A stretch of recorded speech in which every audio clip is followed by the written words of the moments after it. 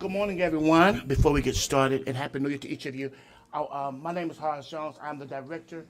I want to make sure, they're going to stay, but I want to make sure that we said this as well. On these rezoning cases, they're quasi-judicial. That means that to speak at the Board of County Commissioners meeting, you got to speak here. So please don't say, well, I let my wife speak or whatever. If you got something to say, you need to say it.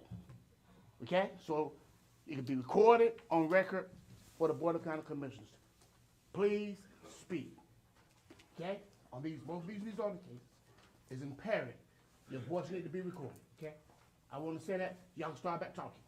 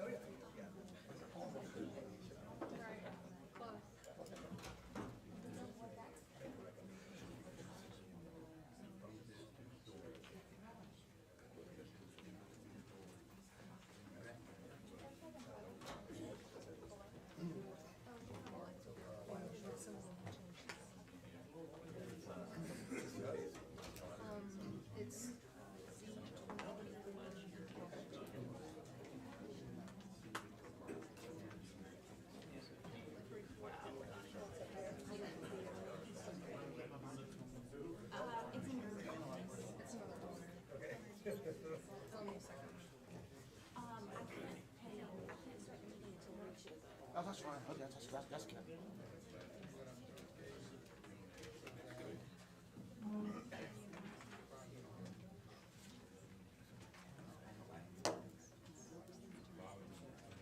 Absolutely.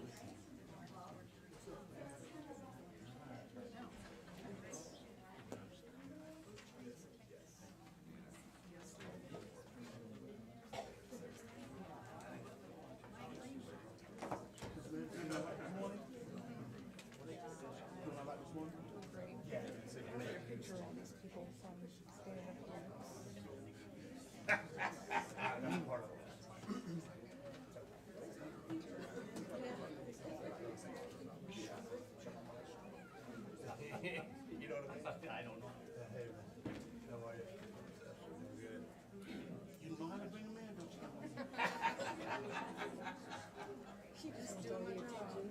Absolutely. You do it well.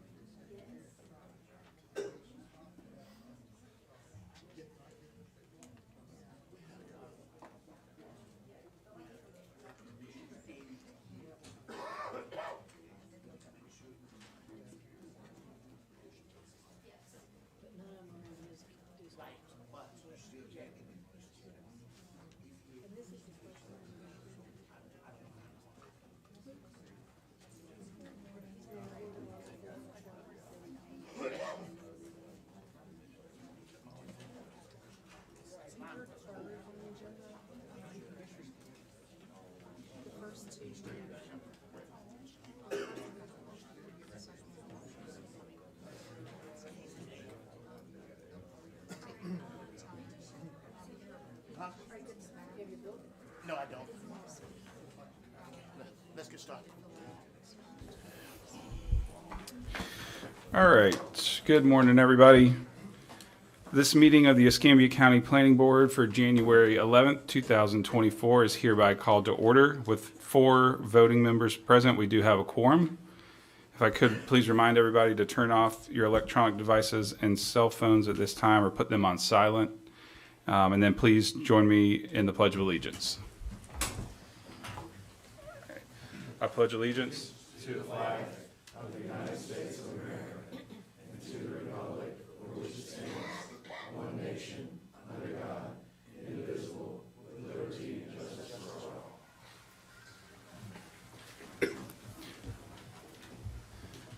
All right, thanks so much. All right, do we have proof of publication? Yes, sir.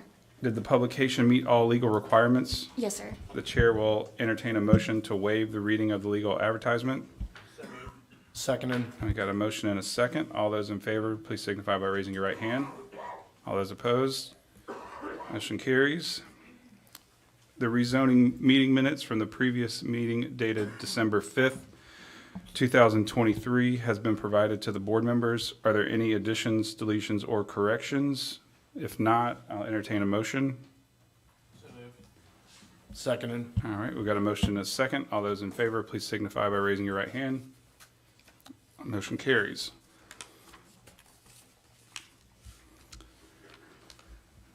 The rezoning hearing package for January 11th, 2024 with findings of fact has been provided to the board members. The chair will entertain a motion to accept the rezoning hearing package with finding of fact and the legal advertisement into evidence. Do we have a motion? Motion to approve. We got a motion. Do we have a second? Second, okay. All those in favor, please signify by raising your right hand. All those opposed? All right, the rezoning hearing package with findings of fact and legal advertisement will be marked and included in the record for all of today's cases. Will the court reporter please swear in members of the staff? Raise your right hand. You solemnly swear or affirm the testimony you're about to give in this case will be the truth, the whole truth, and nothing but the truth. Do affirm. All right. The board has previously qualified staff to offer expert testimony in the area of land use and planning. Does anyone have any questions regarding their qualifications and ability to offer expert testimony? Nope. Okay. At this hearing, the planning board is acting under its authority to hear and make recommendations to the Board of County Commissioners on rezoning applications. These hearings are quasi-judicial in nature. Quasi-judicial hearings are like evidentiary hearings in a court of law, however less formal. All testimony will be given under oath, and anyone testifying before the planning board may be subject to cross-examination. All documents and exhibits that the planning board considers will be entered into evidence and made part of the record. Opinion testimony will be limited to experts, and closing arguments will be limited to the evidence in the record. Before making a decision, the planning board will consider the relevant testimony, the exhibits entered into evidence, and the applicable law. Each individual who wishes to address the planning board must complete a speaker request form and submit to the planning board clerk. These forms are on the table in the back of the boardroom. You will not be allowed to speak until we receive a completed form. Please note that the only individuals who are present and give testimony on the record at this hearing before the planning board will be allowed to speak at the BCC meeting. No new evidence can be presented at the Board of County Commission meeting. Therefore, all testimony and evidence must be presented here today. The planning board will provide a recommendation for each rezoning request to the BCC, which will review testimony, documents, and exhibits, consider the closing arguments, and make a final decision. All decisions by the BCC are final. Anyone who wishes to seek judicial review of the decision of the BCC must do so in a court of competent jurisdiction within 30 days of the date of the BCC approves or rejects the recommended order of the planning board. All written or oral communication outside of this hearing with members of the planning board regarding matters under consideration today are considered ex parte communication.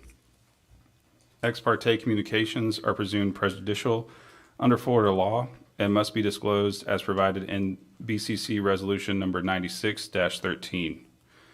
As each case is heard, the chair will ask any board member who has been involved in any ex parte communication to please identify themselves and describe the communication. As required by Section 2-7.2 of the Escambia County Land Development Code, the Planning Board's recommendation to the BCC shall include consideration of the following 6 approval conditions. The applicant has the burden of presenting competent substantial evidence to the reviewing board establishing that the requested zoning district would contribute to or result in a logical and orderly development pattern. The appropriate surrounding area within which uses and conditions must be considered may vary with those uses and conditions and is not necessarily the same area required for mailed notification. A logical and orderly pattern shall require demonstration of each of the following conditions. Condition A, consistent with the comprehensive plan. The proposed zoning is consistent with the future land use FLU category as prescribed in LDC Chapter 3 and with all other goals, objectives, and policies of the comprehensive plan. If the rezoning is required to properly enact a proposed FLU amendment transmitted for state agency review, the proposed zoning is consistent with the proposed FLU and conditional to its adoption. Condition B is consistent with zoning district provisions. The proposed zoning is consistent with the purpose and intent and with any other zoning establishment provisions prescribed by the proposed district in Chapter 3. Condition C, compatible with surroundings. All of the permitted uses of the proposed zoning, not just those anticipated by the rezoning applicant, are compatible, as defined in Chapter 6, with the surrounding uses. These uses of any surrounding undeveloped land shall be considered the permitted use of the applicable district. Compatibility is not considered with potential conditional uses or with any non-conforming or unapproved uses. Also, in establishing the compatibility of a residential use, there is no additional burden to demonstrate the compatibility of specific residents or activities protected by fair housing laws. D, appropriate if spot zoning. Where the proposed zoning would establish or reinforce a condition of spot zoning as defined in Chapter 6, the isolated district would nevertheless be transitional in character between the adjoining districts, or the differences with those districts would be minor or sufficiently limited. The extent of these mitigating characteristics or conditions demonstrates an appropriate site-specific balancing of interest between the isolated district and adjoining lands. E, appropriate with changed or changing conditions. If the land uses or development conditions within the area surrounding the property of rezoning have changed, the changes are to such a degree and character that it is in the public interest to allow new uses, densities, or intensities in the area through rezoning, and the permitted uses of the proposed district are appropriate and not premature for the area or likely to create or contribute to sprawl. Okay. At the beginning of each case, as long as there are no objections from the applicant, we will allow staff to briefly present the location and zoning maps and photos for the property. Next, we will hear from the applicant and any witnesses they may wish to call. Then we will hear from the staff and any witnesses they may wish to call. And finally, we will hear from members of the public who have filled out a speaker request form. There are 3 cases to be heard today. And the first rezoning application for consideration is case Z-2024-01. The applicant is Meredith Bush, agent for Brandon Vaughn and Eric Patrick, the owners of 9995 Holsbury Road. Property size is 4.77 plus or minus acres. This is a request from medium density residential district, 10 dwelling units per acre, to high density residential district, 18 dwelling units per acre. Members of the board, have there been any ex parte communication between you, the applicant, of the applicant's agent, attorney, or witnesses with fellow planning board members or anyone from the general public prior to this hearing? Have you visited the subject property? And please also disclose if you are a relative or business associate of the applicant or the applicant's agent. No to all? No to all. No to all. No to all? No to all. No to all. All right. Staff, was notice of the hearing sent to all interested parties? Yes, sir. Was notice of the hearing posted on the subject property? Yes, sir. All right. All right. Meredith, are you good with staff presenting? Okay. Staff will now present the maps and photographs for case Z-2024-01.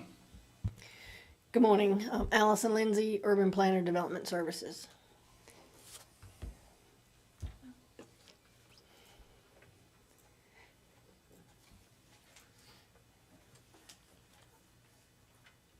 So Z-2024-01, here's the location map showing the location on Holsbury. Here's the zoning map showing the parcel MDR with the surrounding MDR, and across the street is the HDMU. Here's the future land use category of mixed use urban. And this is the existing land use of the parcel and the adjacent properties. Here's an aerial map of the site. This is the public hearing sign posted on site. This is the looking into the subject property. This is looking across Holsbury Road from the subject property. This is looking south from the subject property along Holsbury. Looking north along Holsbury from the subject property. And that's all the maps and photography. All right, thank you. Would the applicant please come forward? And we do not need to swear you in. Can you please state your full name and address for the record? Sure, it's Meredith Bush. I'm with Clark Partington, 125 East Intendencia, Pensacola, Florida, 32502. Thanks. And did you receive a copy of the rezoning hearing package with findings of fact? I did. And do you understand that you have the burden of providing by substantial competent evidence that the proposed rezoning is consistent with the comprehensive plan, furthers the goals, objectives, and policies of the comprehensive plan, and is not in conflict with any portion of the county's land development code? I do. Great. If you'd go ahead. Sure. Make your Good morning, presentation. members of the board. Appreciate your time and appreciate all the members of the public here today on this case. We did hold a town hall meeting and meet with several of the people in the audience who have voiced their concerns. If I could have staff pull up the site plan to begin with. This is a unique situation where although we're asking to go to high-density residential, the site plan that I emailed, Rachel. If the board, yes, if the board can, I did not have the site plan originally, so if we can have a vote to accept it into evidence. All right, so I'll entertain a motion to accept the site plan from the applicant into evidence. I'll make a motion for the allow the site plan and evidence. All right, we got a motion. Do we have a second? Second. Got a second. Any discussion on that? I would like to say something. And I do want to reiterate this because the public, they've been asking me about if there's a site plan, but it was mailed at the last minute. So therefore, we were not aware of the site plan that's being presented, so therefore we could not give it to the public. I want to state that for the record. And we did provide the site plan at the meeting, but I realize that many people may not have been there. Right. Okay. All right. So board, we've got a motion to accept the site plan into evidence. We got a second. Any discussion on that? The only thing I have, so there's no DRC, or is there a DRC? Not yet. Okay. It's That's all I'm conceptual. Mr. Chair. Yes, sir. I just want to remind our audience that we have 2 non-voting members, so if they see us quiet over here during the vote, they'll know Very that we fair. don't- Yes, sir. We get to watch and maybe opine, but We certainly need your expertise every now and then, that's for sure. All right, so all those in favor of accepting site plan into evidence, please raise your right hand. All those opposed? All right, we've entered that into evidence, and Meredith, you can go ahead. So, as I was stating, this is a unique circumstance where, we understand we're surrounded by MDR, but the reason for the ask to go to HDR is to reduce the lot width from 50 feet to 40 feet. It's a difference of 4 lots. It would provide us an additional 4 lots. You'll see on the site plan a large stormwater pond. That's the result of the other pond in the area being at capacity, which reduced the number of lots that the applicant is able to obtain on this property.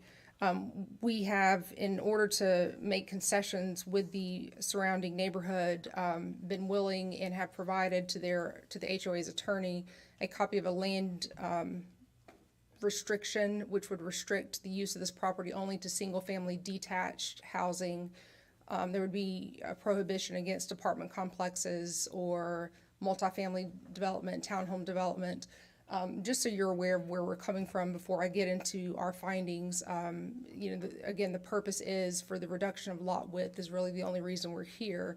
But in order to have that reduced lot width, we do need the increased zoning to HDR. Staff does not support the application on many of the criteria, so we would be asking that you adopt our findings as to each criteria, which I'll walk through now. As to criteria A, consistent with the comprehensive plan, the proposed amendment is consistent with the intent and purpose of the current future land use FLU category of MUU mixed use urban. As to criteria B, consistent with the zoning district provisions, it's our position that the proposed amendment to HDR is consistent with the intent and purpose of the Land Development Code, The parcel is adjacent to medium-density residential and high-density mixed-use property. The high-density residential district establishes appropriate areas and land use regulations for residential uses at higher densities. The primary intent of this district is to provide for residential neighborhood development in an efficient pattern of well-connected streets at a greater dwelling unit density and diversity than the MDR district. Residential uses within the HDR district include most forms of single-family, two-family, and multifamily dwellings, but again, we're willing to voluntarily deed restrict the property to prohibit the two-family and multifamily dwellings. So it's our position that we're consistent with the purpose of the Land Development Code. As to criteria C, compatible with the surroundings, it's our position that we are compatible with the surrounding uses. The proposed amendment is compatible with surrounding uses in the area. Within the 1,500-foot radius, the applicant has identified properties zoned MDR, HDMU, commercial, and even heavy commercial light industrial. Residential uses within the HDR district include most forms of single-family and other residential dwellings, which are compatible with the surrounding area. Within the general vicinity, there are residential and commercial uses. Of course, to ensure additional compatibility, if the amendment is approved, further review and evaluation through the Development Review Committee would be necessary.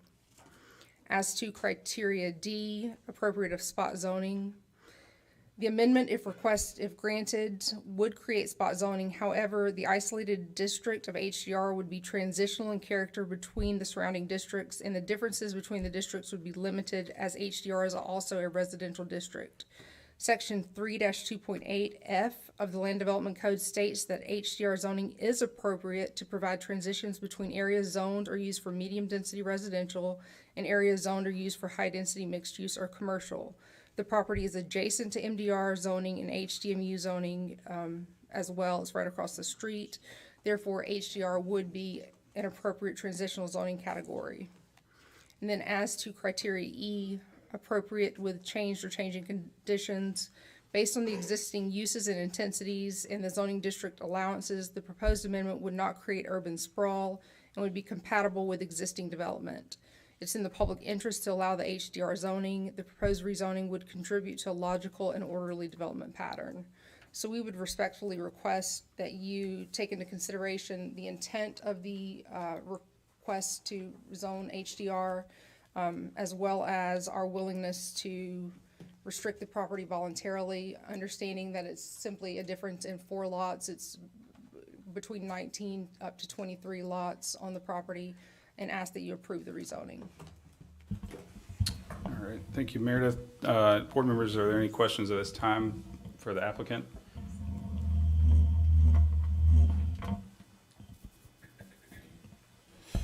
Meredith, is this the only way to achieve the lot width reduction is to go into this zoning? Correct. And what's the lot width on Edith Lane for those houses that are just north of this parcel? 50 foot, those are MDR. And you're looking to go to 40 foot? Feet, right. Okay. Anybody else have questions at this time? All right. There is one. Yep. I have. Did the developer for this piece do the other project on Edith? No, I don't believe so, no.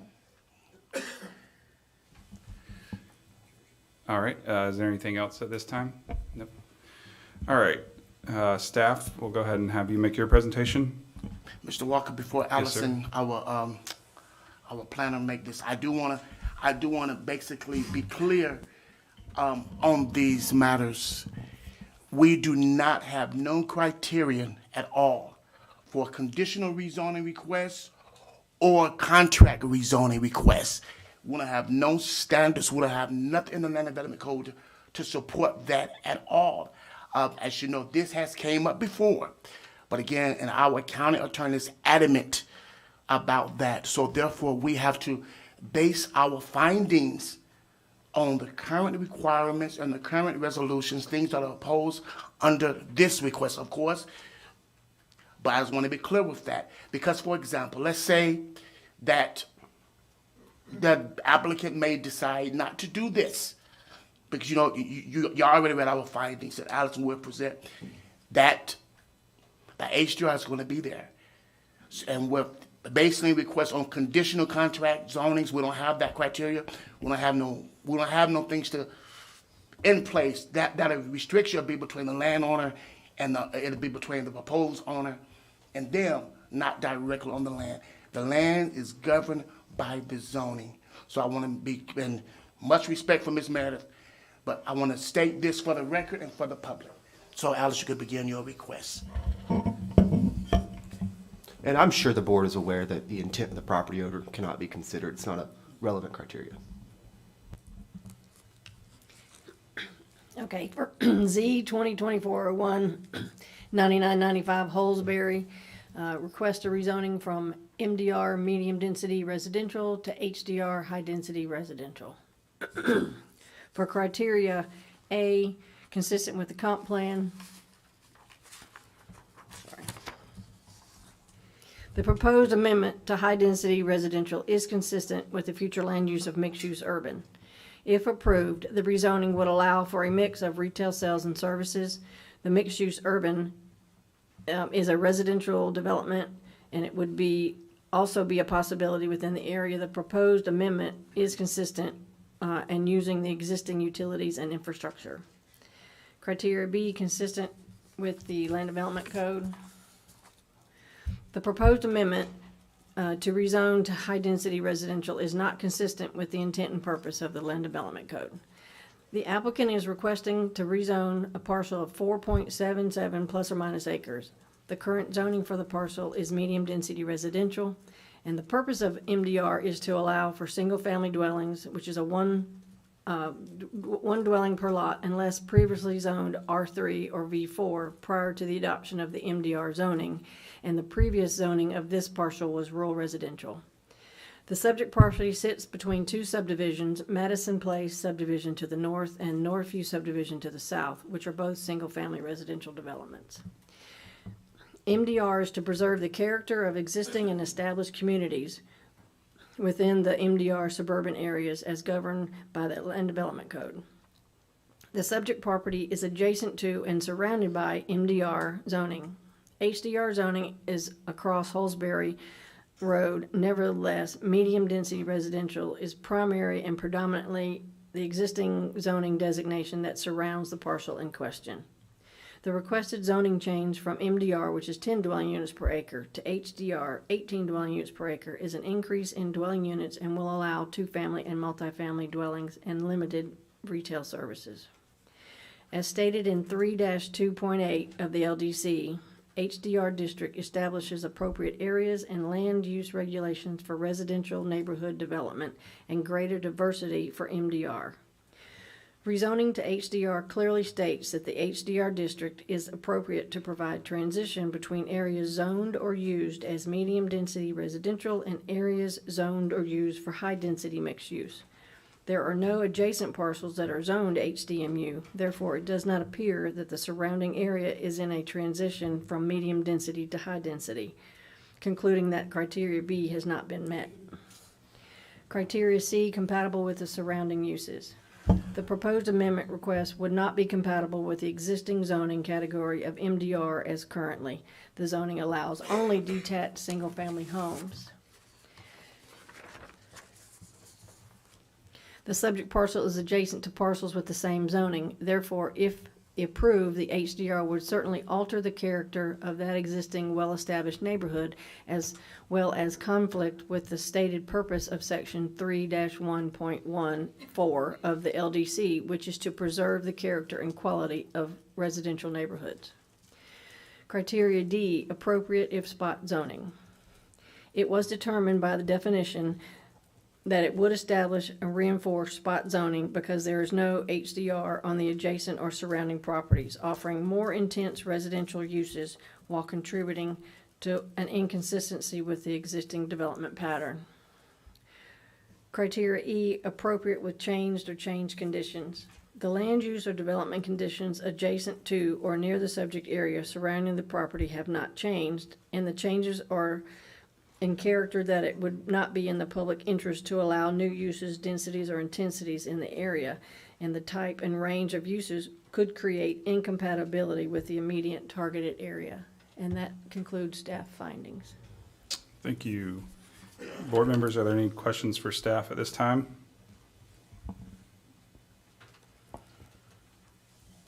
Okay, I do.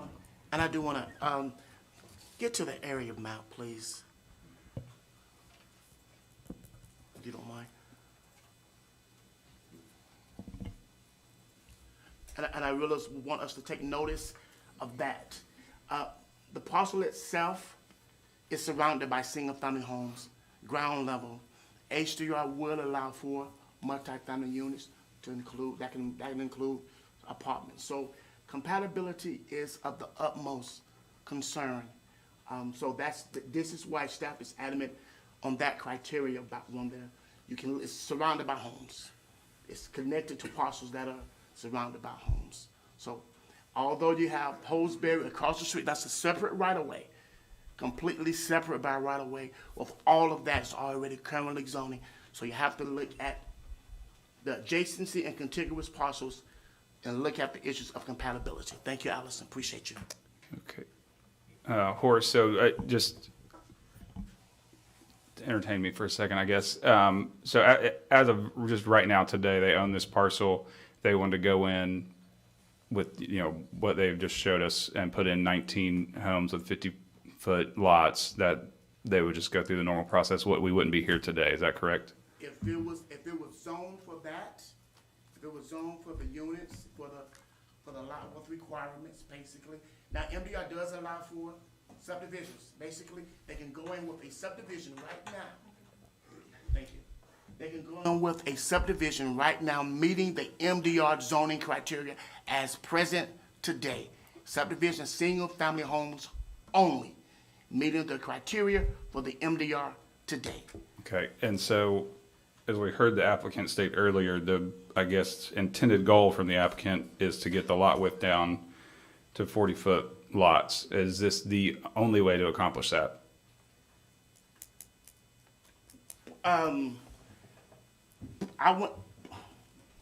Possibly, I haven't looked at the criteria. A PUD may be something that can be looked into, but those are different set of criteria as well. You gotta offer certain things that are worthwhile. I must say this, every area, every piece of property is not always zoned, is not always suitable for every type of use. Let me say it again.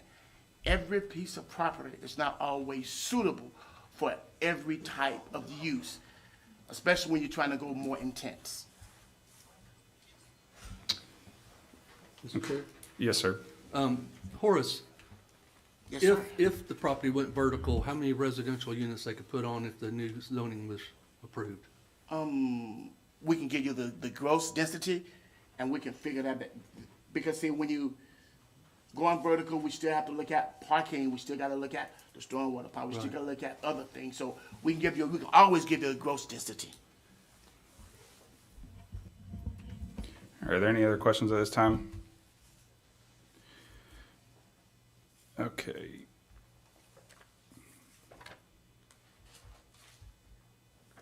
All right, we'll move on to members of the public at this time. For those members of the public who wish to speak on this matter, please note that the planning board bases its decision on the approval conditions and exceptions described in section 2-7.2 of the Escambia County Land Development Code. During our deliberations, the board will not consider general statements of support or opposition. Accordingly, please limit your testimony to the approval conditions and exceptions described in section 2-7.2. Please also note that only those individuals who are present and give testimony on the record at this hearing before the planning board will be allowed to speak at the following hearing before the BCC. All right, so first, this is the owner of the property, Brandon Vaughn. I don't know, did you want to speak? You did. Okay. All right, and then Jay, did you want to speak? Okay. I do on behalf of the Association Madison Place HOA. Okay, go ahead. If you'll please just come up and state your name and address for the record and be sworn in. Yes, sir. Mr. Wilson, also have Greg Hetu is going to be, he's the board president. He's going to be speaking directly after me. He has a packet that he would like for me to distribute. Would that be all right? Okay, what's the packet? So the packet, it's a lot of what you've already seen. It's the aerial. Can you speak showing into the current- microphone so we can record this? And also, go ahead and introduce yourself. Oh, yes, sir. My name is Jay Frazier. I'm an attorney with the Moorhead Law Group. We're at 127 Palafox Place, Pensacola, 32502. What is being proposed to be submitted by Mr. Hetu, who is board president of Madison Place HOA, is the aerial showing the current zoning, as well as some pictures that were taken from the subject property looking directly west down Edith Lane. All right, board, we've got counsel for Madison Place HOA, which is the surrounding neighborhoods HOA, wanting to enter in evidence from the HOA. I'd entertain a motion to accept it or reject it either way. Yes, sir.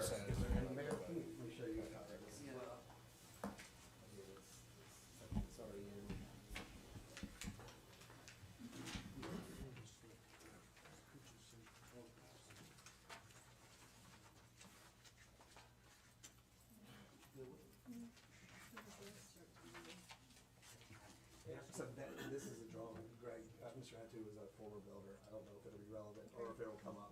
But it's a proposed drawing on what could be built with HDR.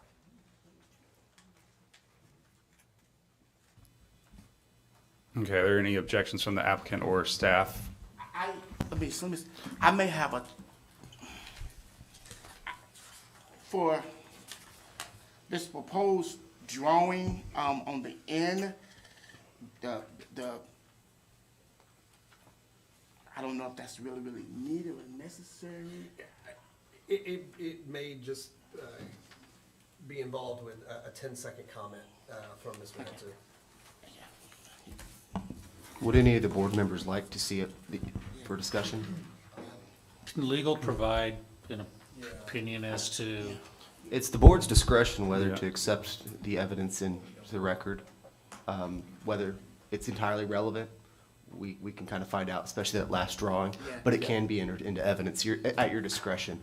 And we're willing to remove that drawing if that would make it easier for the board. I make a recommendation to accept it with removal of the drawing. All right, we got a motion. Is there a second? Can we see it before that, or? Yes, sir. I can, Yeah. before we accept it, Sure. there's a clean copy without. I can approach if you would like me to. Okay, thank you.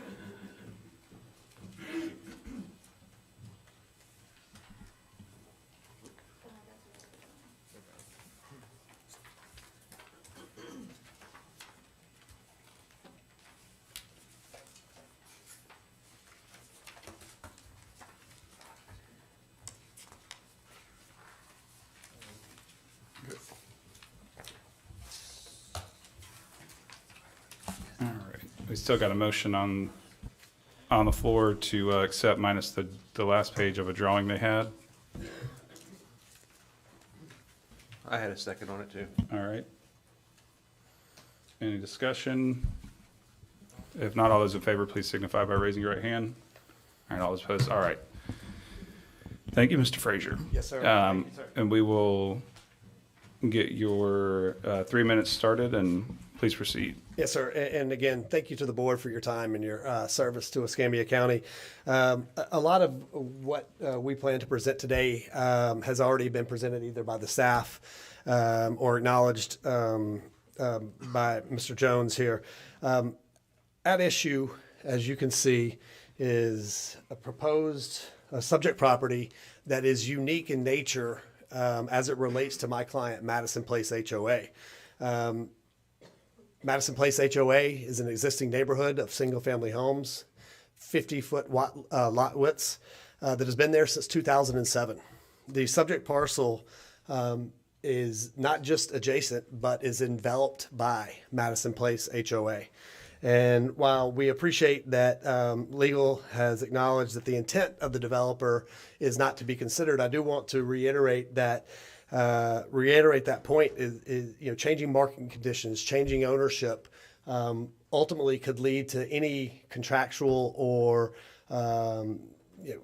obligation or acceptance of deed restrictions could change over time. So that should not be considered. What should be considered are the conditional approval points that have been addressed here to date. In particular, I'd like to call into the board's consideration C, D, and E. And in particular, the proposed zoning, as pointed out by Mr. Jones, is not compatible with existing zoning. MDR to HDR, no matter what anybody says, allows for high density and some commercial uses, period. No matter what deed restrictions would appear as a result of a concession made by the current owner, the simple fact is HDR permits multifamily as opposed to single family. That is not compatible with either Madison Place or any other existing and established neighborhood that is directly adjacent to this property. Ms. Bush mentioned multiple times that the subject property is adjacent to other high density properties. That's not true. That is across Holsbury Road. The properties directly adjacent to the subject property are all MDR. They're well-established neighborhoods that are not changing their development, their use, their existing homes that have been there for going on 2 decades. Second point, this is spot zoning. And as a result, spot zoning requires a higher level of burden of proof to show compatibility. That just cannot be shown here. In summary, the approval conditions as set forth in the Land Development Code and as pointed out by staff are not met here. What we're asking for is the board to ultimately make a recommendation to the Board of County Commissioners that this application be denied. I know that we've got a lot of people here that want to speak. You'll probably hear some of the same points that have been made by being the staff, but I'll turn it back over to you, Mr. Wilson, for any questions. All right, thanks so much. Anybody have any questions for the witness? I do real quick. Yes, sir. What is this picture from? All right, so this is a development that's across Holsbury Okay.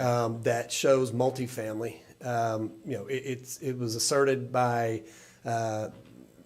applicant that HDR is adjacent to. Again, that's not true. That's across Holsbury, and this is an example of some multifamily housing that could be constructed if the rezoning application were approved to HDR. Okay. I just want to make sure this was the same as in the packet looking across. It is. Okay, Yes, sir. perfect. And lastly, I'll say, while my firm works with a lot of developers, and we certainly understand the desire and need to want to maximize, profitability. At what cost? It's why we have approval conditions. It's why rezoning applications must come before this board and ultimately the BCC. We do appreciate the fact that maximizing profit is something that's advantageous to the developer, but in this particular case, it would be at great cost to the existing developments and homeowners that have been there for over almost 2 decades. Thanks so All right, much. thank you. Yep. Yes, sir. All right, next up, we've got Denise Helkin. Mr. Wilson, is there any way we could alter that order and have Greg, Mr. Hetu? He's the board president. Yes, so that's okay with you, Ms. Helkin? All righty. Greg Hetu, if we can get you to come on up, and please state your name and address for the record and be sworn in.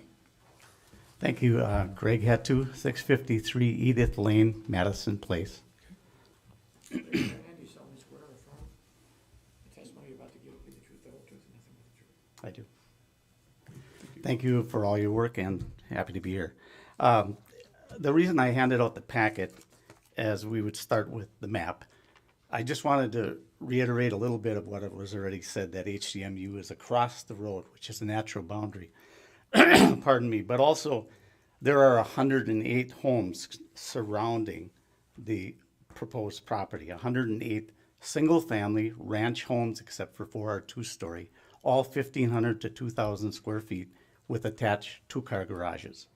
So if this Edith Lane, which is now a J, is extended through back to Holsbury, making it a U-shaped road and then more traffic and so on, The neighbors on our end of the road would then be direct neighbors of the new proposed property, not adjacent, not down the road, but right next. So the reason I put the pictures in, which is what you would look at next, is the first one shows directly going from the cul-de-sac west. These are the houses that are in Madison Place, and right on this end would then be right on the property being proposed.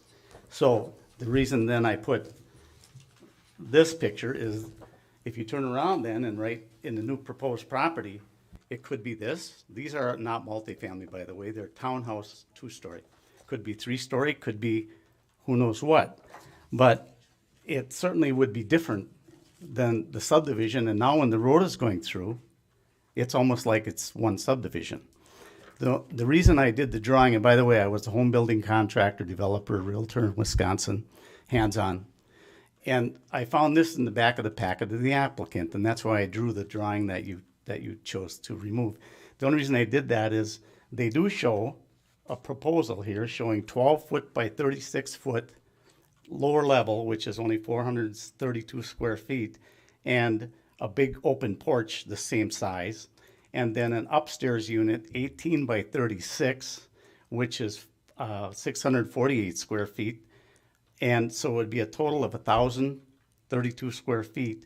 Again, a small entrance, a big open porch, a mansard roof, they said, or gambrel, which those of you know that's like a barn roof. Now, can you imagine that sitting next to this house? It's a single-family home, so even though they talked about deed restrictions, that they're only going to put single-family homes in there, on a 40-foot frontage lot, being a former home builder, you can't put a house with a 2-car attached garage on a 40-foot lot. And, you know, you're going to be right next to here. So single-family can mean a lot of things, but 1,032 feet is very, very small. So it's, as Jay said, it's very unique because it surrounds the parcel. Without buffers and with Edith Lane going through to Holsbury, homeowners in Madison Place would experience a significant decrease in real estate values unless similar construction is built. And then finally, I did ask the new owner We could what would wrap be it going up. in the. We could wrap up just. Okay, the wrap up is I had originally asked the owner what's going in there, and he said homes similar to yours.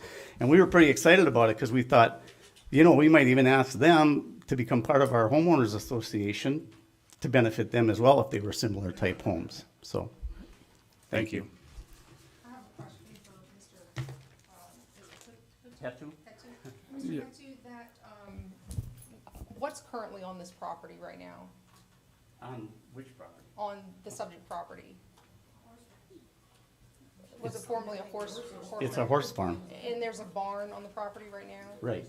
So the document that you referenced as proposed plans, that's from the property appraiser's website. That was included in our packet and shows the existing barn structure on the property. There's no intent to construct homes that look like barns. Okay, so I redact that. It was with the packet, so I thought that was showing. But the point is still made. It could be a very small house with no garages on a 40-foot lot. Thank you. All right, Ms. Helkin, we'll get you up here. If you'll please state your name and address for the record and be sworn in.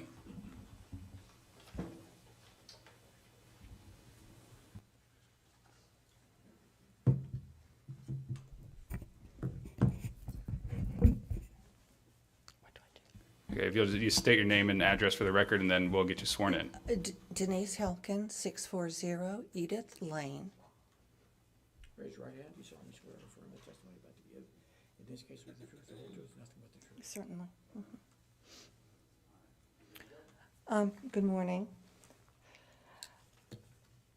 A lot of points have been brought forth, and I don't wish to belabor the point by repeating them and reciting a list of the detrimental effects of a decision to move to high density in this area.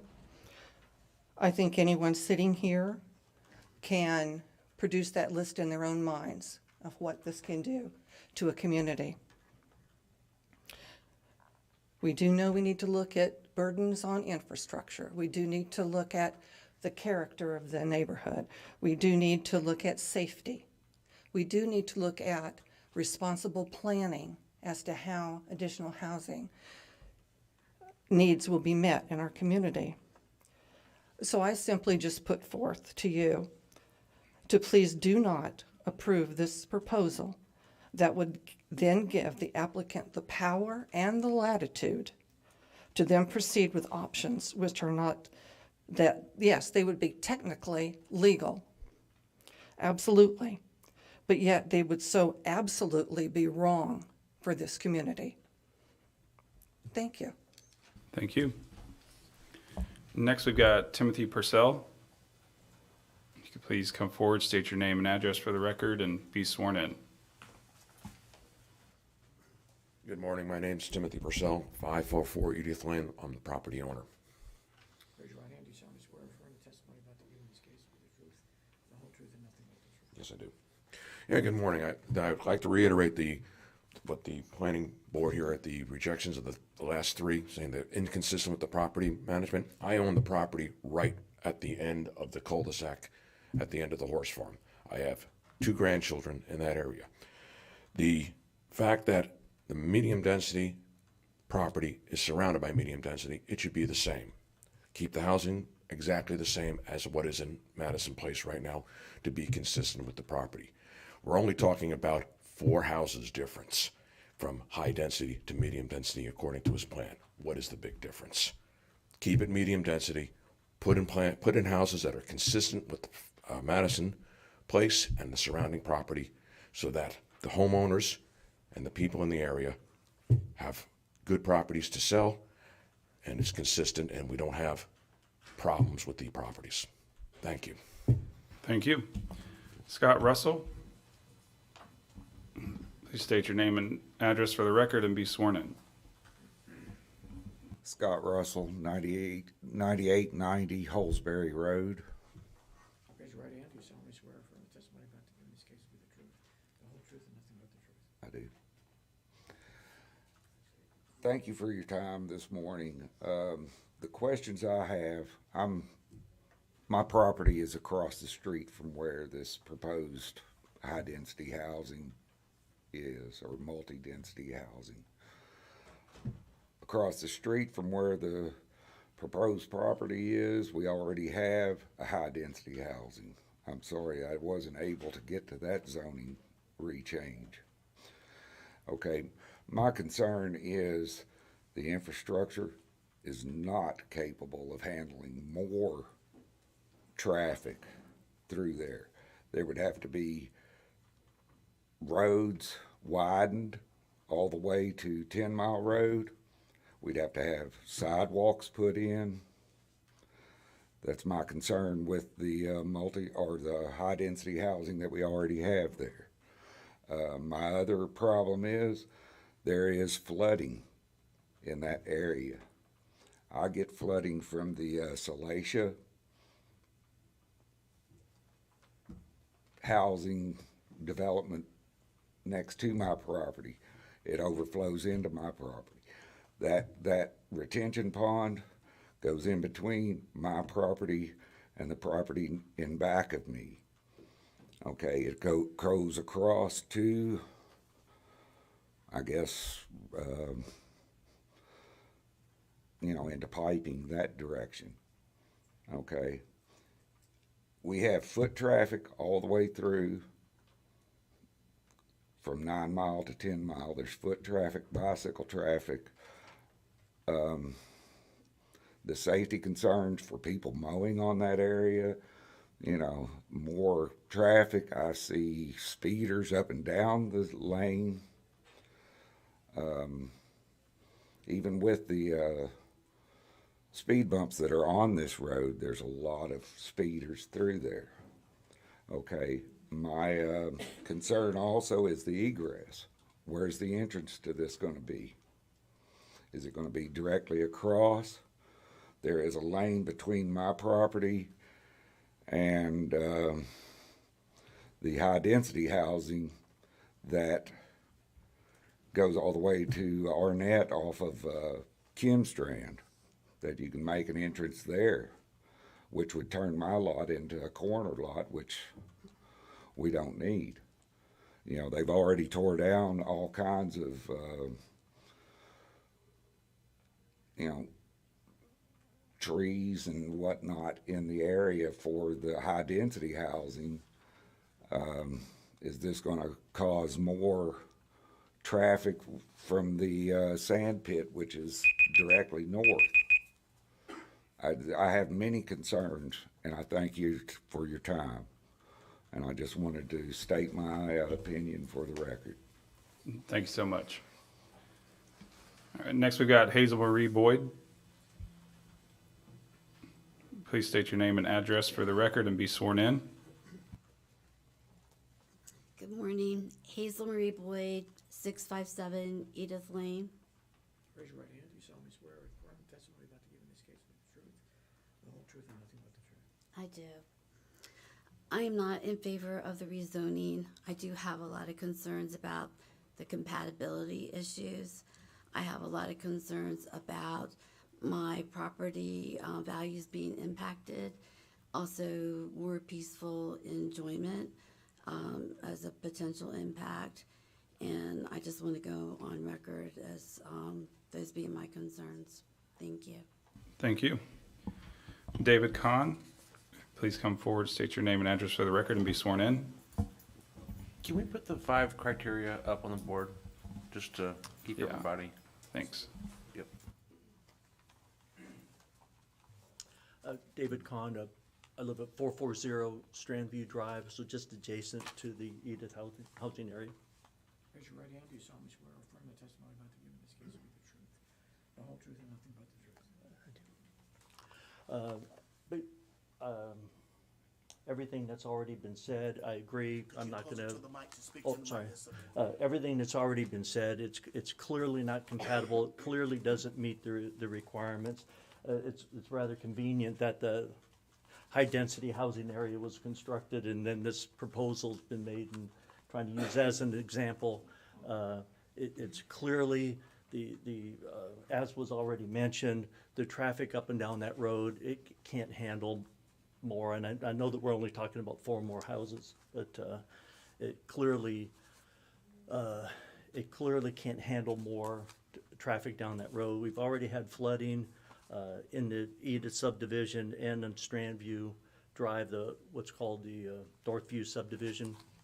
We've already had flooding in there.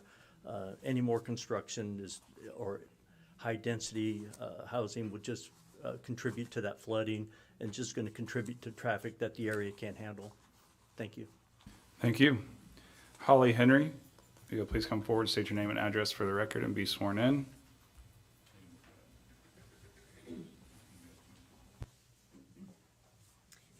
Hello, my name is Holly Henry, and I reside at 604 Edith Lane. Raise your right hand. Do you solemnly swear or affirm the testimony you're about to give in this case will be the truth, the whole truth, and nothing but the truth? I do. Thank you for your time. I don't have anything more to contribute information-wise. Thank you, Mr. Frazier, and thank you, Horace and staff. I strongly oppose any rezoning. My biggest issue is compatibility and appropriateness to our neighborhood. The 108 single-family homes, which essentially, as you can see from the photographs, would envelop this new neighborhood. We would hope that the medium density would be retained so that we could see single-family appropriate homes in that neighborhood. High density, I fear, would leave open for any type of use, bringing, a very incompatible neighborhood in the middle of ours. So thank you very much. I appreciate the time. Thank you so much. All right, Nicole Nyber, I hope I got that right. Please come forward, state your name and address for the record and be sworn in.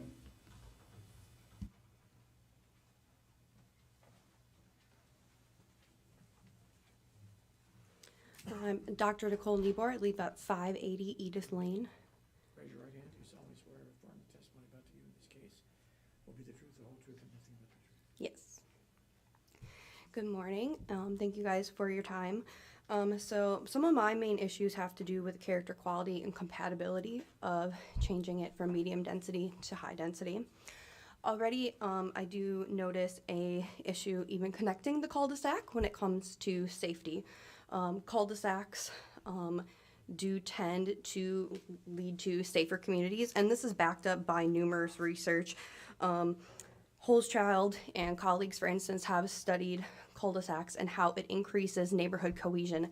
Having this neighborhood cohesion, having these single-family households, individuals watch out for one another. Children are safer. Opening up that cul-de-sac, opening up to more high density and having a lot more houses is going to increase the traffic in that area. Increasing the traffic in that area is going to make it a lot less safe for children, pedestrians. We have a lot of children that play out on the cul-de-sac, take their basketball hoops and they'll play out there. We have a lot of people that walk their dogs. So one of my main issues is the crime rate that could also be related to opening that up and having more people. I'm a criminologist by training, and there is a lot of research that does show that having more people having it open like that is going to make it more of a target for burglars, things like that. Having those in and out routes also does affect that.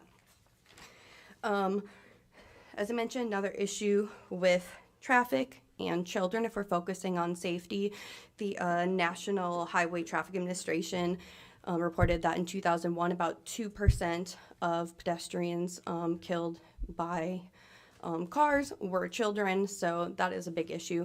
Being a mother myself, and I know there's a number of kids in that area as well. Overall, too, the lifestyle and curb appeal of having these single-family households with the attached garages is appealing to people looking to buy in the area, and making it a more high density, that is going to affect the curb appeal. It is going to affect property values in the area. All right, thanks so much. Steve Litton, please come forward, state your name and address for the record, and be sworn in.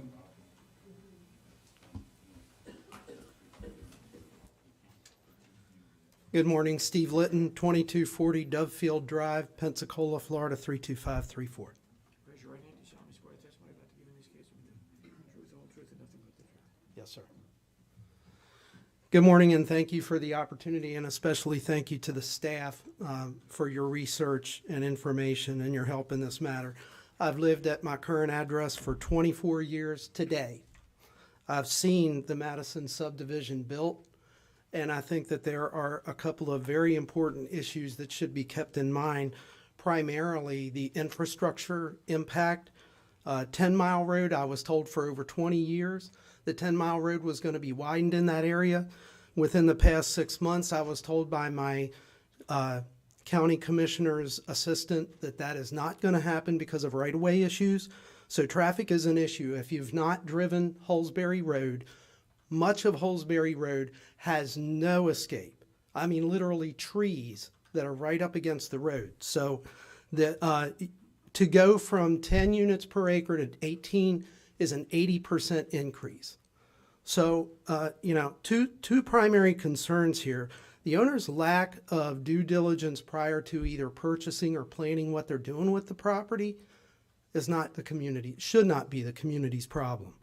And a promise now is not a guarantee against future change. So, at 10 units per acre, 47 units, if you have 2 cars per unit, you're talking 94 cars. 4.7 acres at 18, that's 84 units.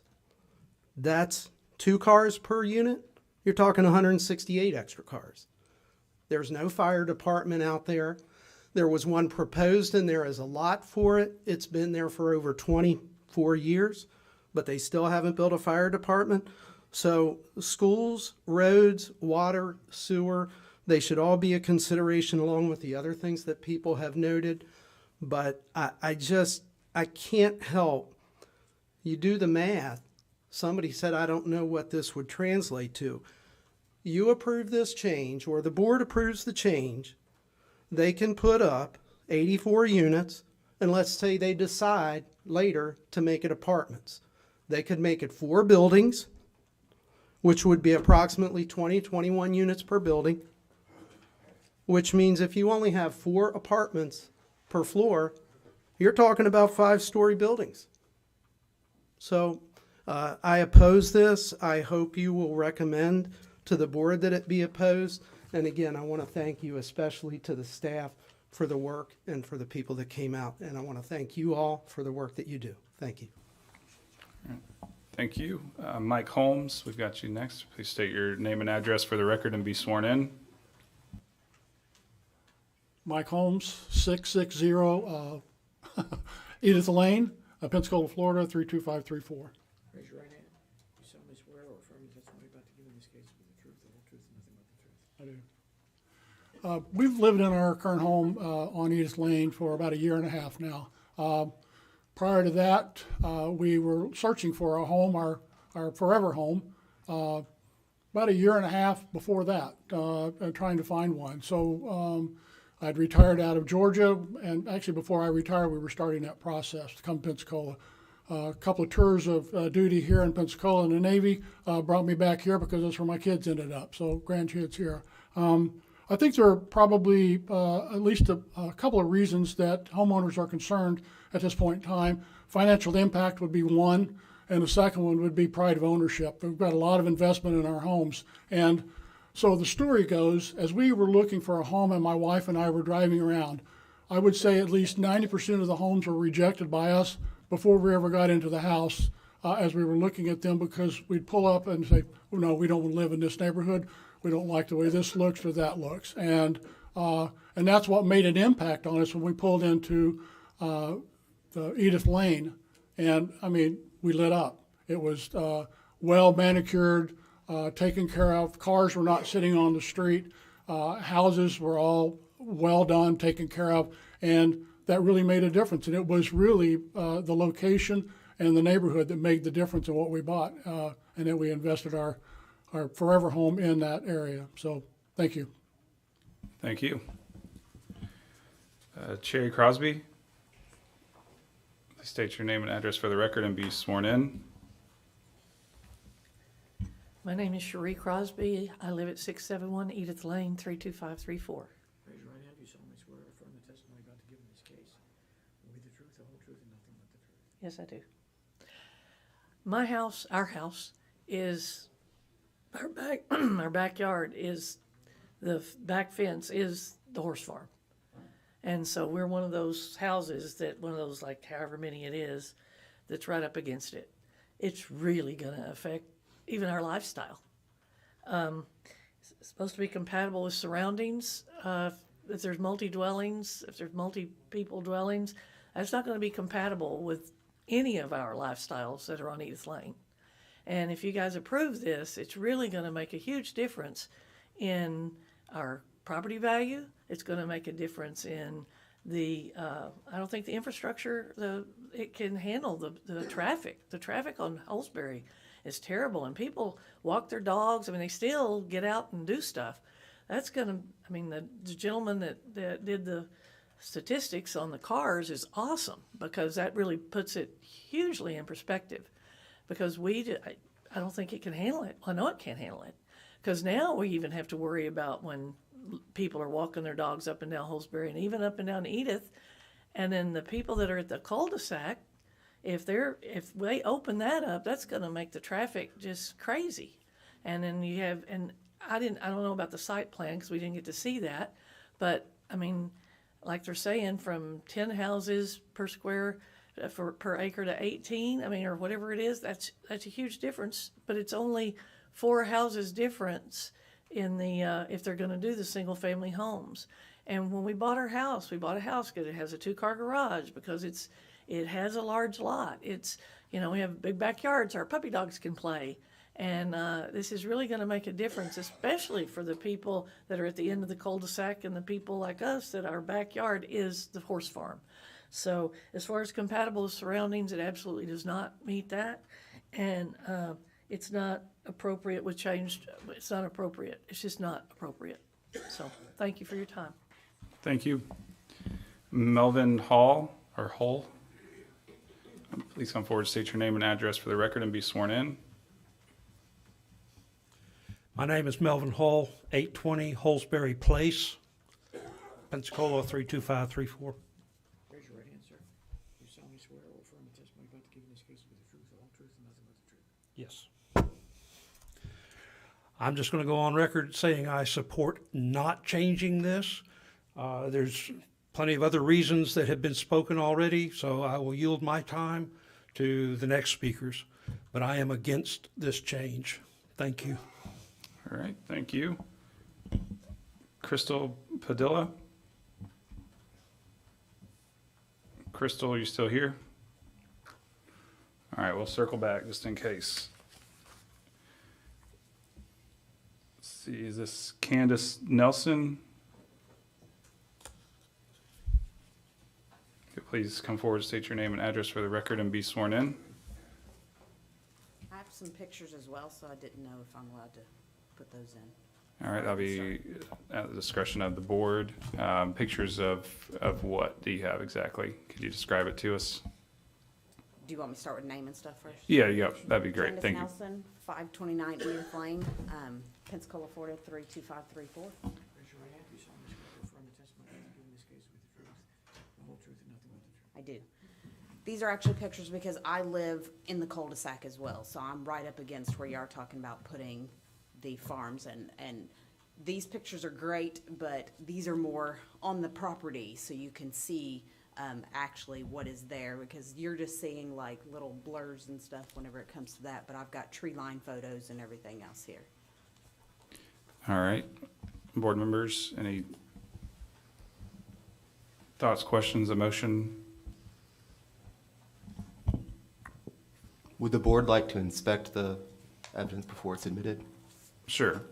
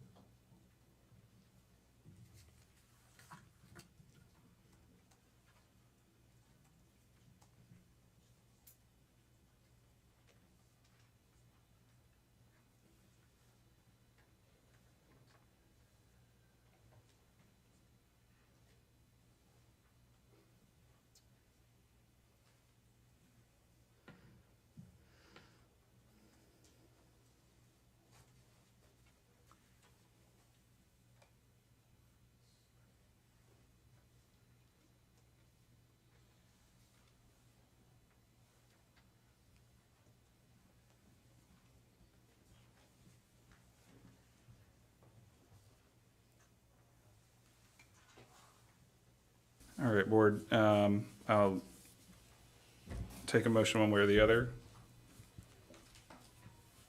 I submit to accept. All right, we've got a motion to accept the photos into evidence. Do we have a second? Real quick, these photos are all taken by you? They are. Yeah, I figured they included my house, so I should be the one that actually takes them. I'll second it. All right, we got a second. Any discussion? All right, all those in favor, please signify by raising your right hand. All those opposed? Okay, you can go ahead and we can get your time started. Thank you.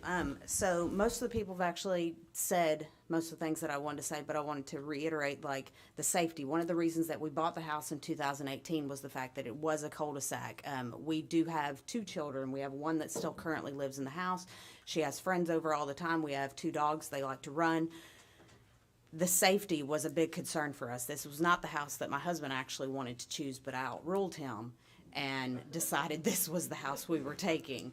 And because it was in a cul-de-sac, because it was a safe neighborhood, we went actually and talked to the neighbors and stuff to find out if they were good neighbors and these were people that we wanted to live by. Having another house to now, it would be, if you're looking at my house to the right, to me would cause more issues. For one, we already have a flooding issue. That one's been discussed several times. My husband said he did talk to the developer, and he said that, as far as I know, they're going to, whatever house is going to build next to us is going to be put up to our level. We are 2 feet, that's what one of the pictures shows, we are 2 feet higher on our house. To me, would also cause more flooding to the houses, like the one lady was talking about where she said the tree line, the horse farm is actually their backyard. That was one of the wood line photos that I showed y'all. That's their backyard. You're going to have property now that's 2 feet higher for them. So now you still have all that flooding issues. We already have issues with houses dipping. I just got my house fixed so that it actually wouldn't fall anymore. I put on here safety issues. I discussed that one. Sewer issues. The houses across the street, they were actually talking about how they were having issues putting in sewer lines and stuff. They actually had to dip into our lines, and now you are talking about putting more houses on that. So to me, even the sewer would have an issue. The additional cars, I'm all like, we were talking about, are they going to actually go under our HOA rules or not? If they are, if they're not, where are these cars going to park? Where is their garages going to be? I showed y'all pictures of the mature trees. My husband said he actually talked to the developer as well and said that they were going to take down these trees. These are beautiful big trees, and they were saying, well, if they get into the way, they're going to chop them down. One of the trees I showed you is actually on my property, but it goes over the property line for the horse farm a good like 15, 20 feet.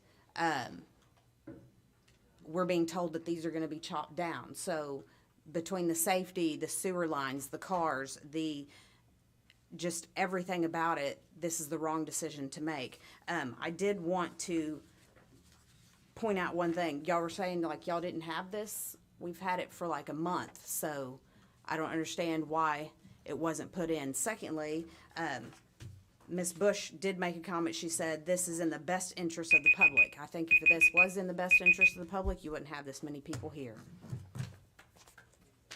Thank you. Thank you. All right, we've got Pat Gramlich. Please come up, state your name and address for the record, and be sworn in. Pat? All right, we'll double check here in a second. Jim Oberto? Jim Alberto, 636 Edith Lane. Raise your right hand. Do you solemnly swear or affirm the testimony about to give in this case will be the truth, the whole truth, and nothing but the truth? I do. Thank you for your time. My wife and I moved in just over a year ago to our home, and we really like, where we're at. I guess not to repeat so many things that were said, but I think the zoning should stay the way it is.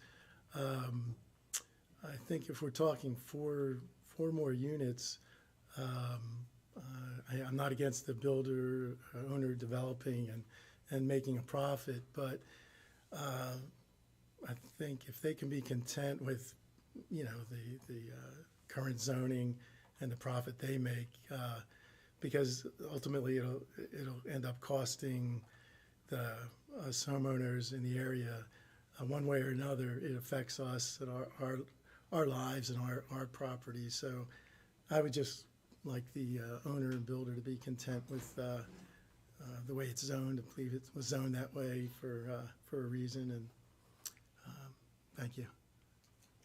Thank you. Mary Jane Oberto. Good morning. Mary Jane Oberto, 636 Edith Lane. Raise your right hand. Do you solemnly swear or affirm the testimony about to give in this case will be the truth, the whole truth, and nothing but the truth? I do. Good morning. Everything that is my concern has already been said. I'm against this rezoning. I would just encourage anybody that's in the decision-making position to go and drive through and visit the site and consider everything that's being presented. Really some valid points, and I don't need to kind of go through it all. And the last woman summed what I was going to say, and basically we need to consider what's in the best interest of the residents, not just the best interest of the builder. It just comes down to money, and it's affecting our lives and our livelihood. And I would just ask you to consider all that. Thank you. Thanks so much. Charles Ladley.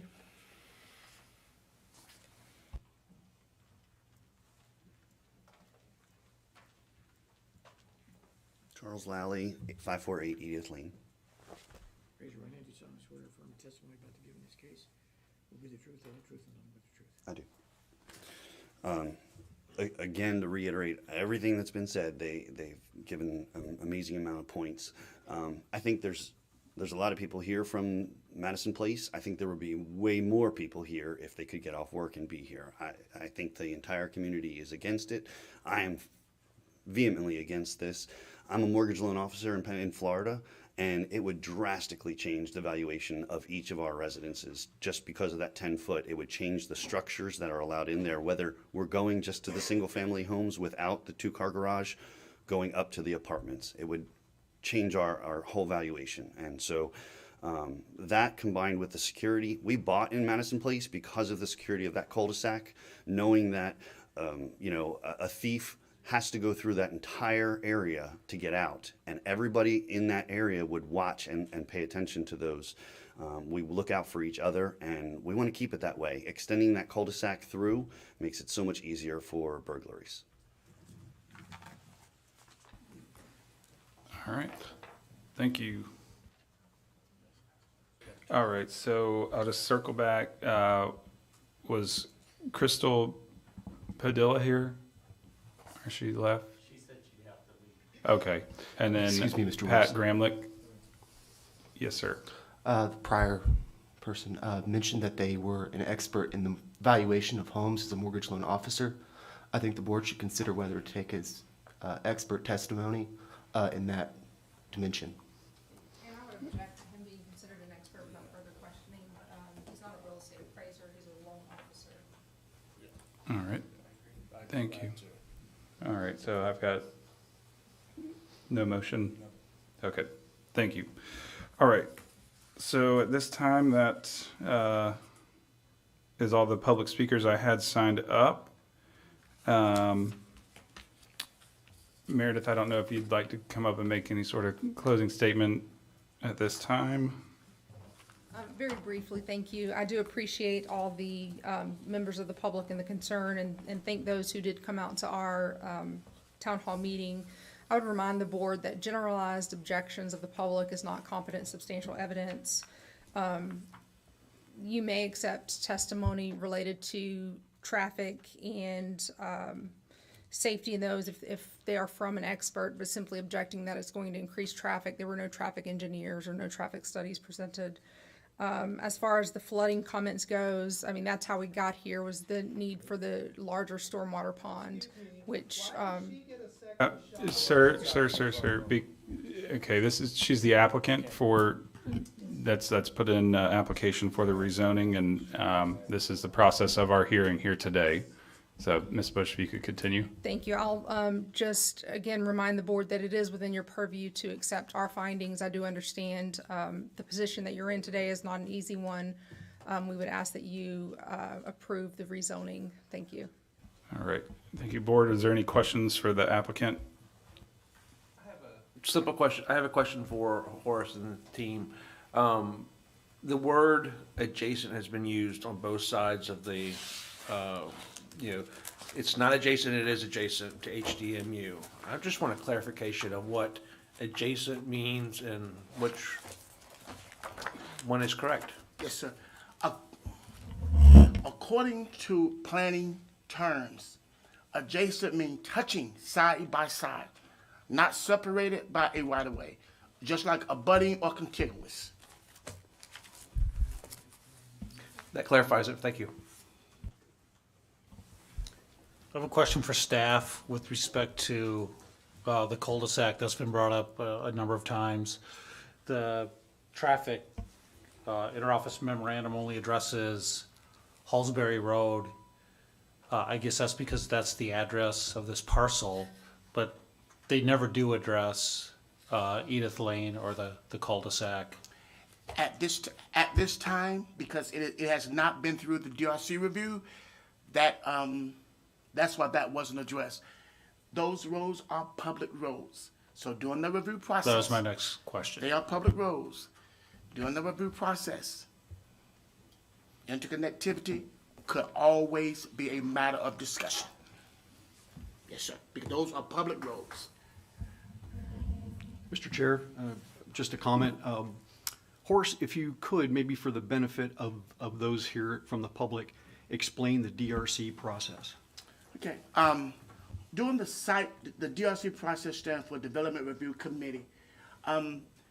If this is approved by the BCC, the next step would be for the applicant to submit their preliminary plat for review for staff. At that time, staff will be looking in stormwater, parking, landscaping, roads, traffic, all of those things, getting into the technical review standards if this is approved. And I do want to say this, if it is approved by the board, whatever the standards and the requirements of the Land Development Code are, that's what they will have to abide by. So that's why many times we would like to get it before it gets to the point where they may encounter some problems. And Horace, is it true that even if it isn't approved, the same thing will happen? Yes, if they came with the subdivision meeting today under MDR, they still have to go through the same site plan DRC review process with the existing requirements for MDR. I mean for the existing zoning category. All right, do we have any other questions for the applicant or staff? Excuse me, Mr. Chairman, I'd like to address the question that Mr. Adams asked earlier about the dwelling units. So for the current MDR, it's 10 dwelling units and the HDR is 18. So if you were to do that calculation, it's 40, currently the MDR is 47 dwelling units and the HDR would be 85 dwelling units. But with the understanding that once you do your roads, your infrastructure, you're not going to get that total density. But that is twice as many dwellings. All right. So I'm gonna circle back again to staff and the applicant. Is this the only avenue to decrease the lot width, Horace? There's always opportunity to go through the PUD process, the planning unit review process, and you can. There's some things that they got to give us. There's some things that the code said that we can negotiate on. But I do want to say this. Every area, every lot is not suitable for every type of high-end use. This is why one of the criteria is always look at the existing community, the existing surrounding parcels. This is a well-established existing neighborhood. And we want to, and the part of the code is to preservation of the existing neighborhood. So yes, we will still look at those things, even in the planning unit review process. Okay, Meredith. If they decide to proceed, if that's Meredith. available for them. Okay. Under MDR, is this the only way to get 40-foot lots in your opinion, Meredith?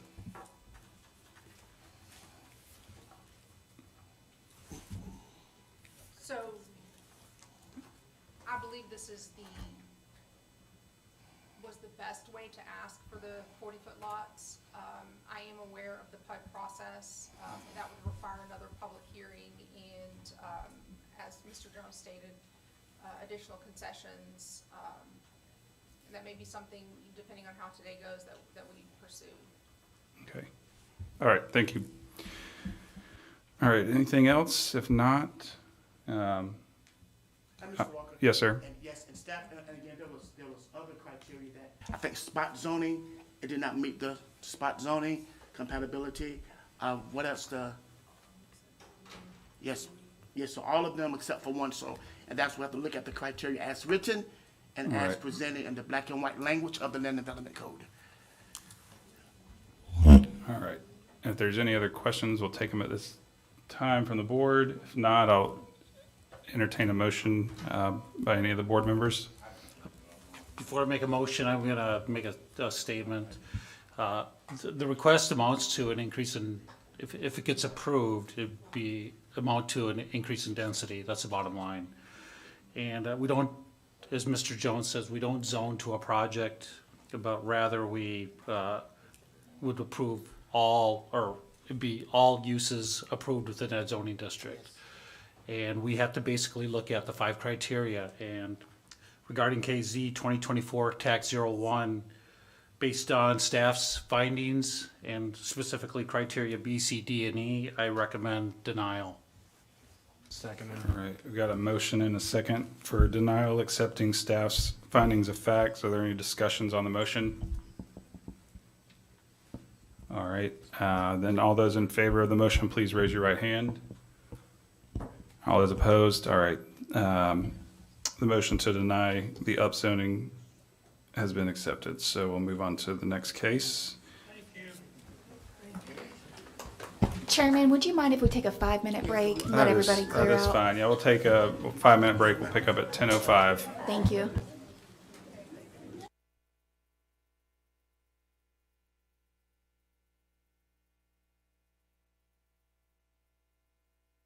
Could y'all sort of exit rather quickly because we do have some other items to address?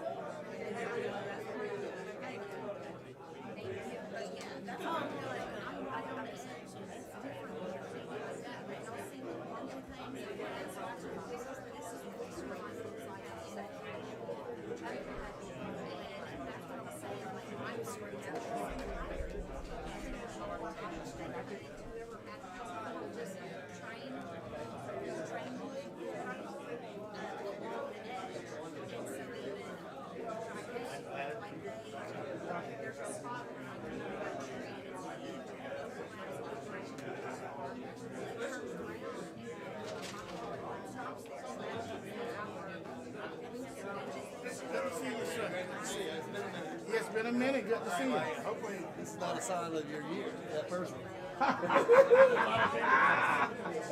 Oh, yeah. Yes, sir.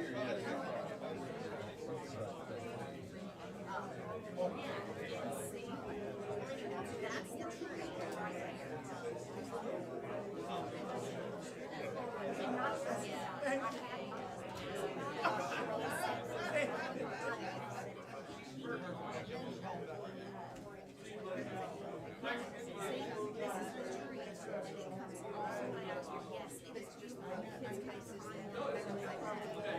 that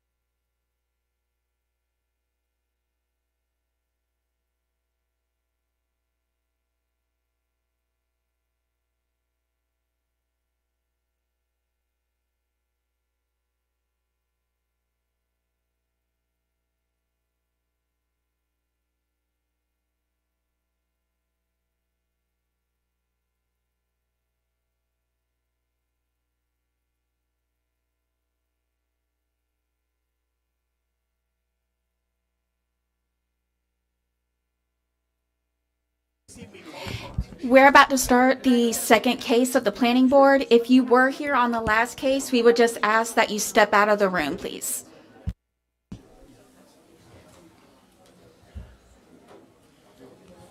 I'll get the wrong chair, ain't I? Come on, bro.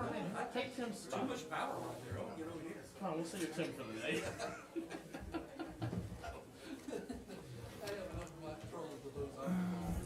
All right, we'll go ahead and get back into the meeting.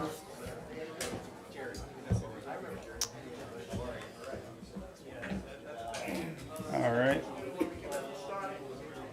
Attention, everyone. We're getting ready to get started. Please take your seat.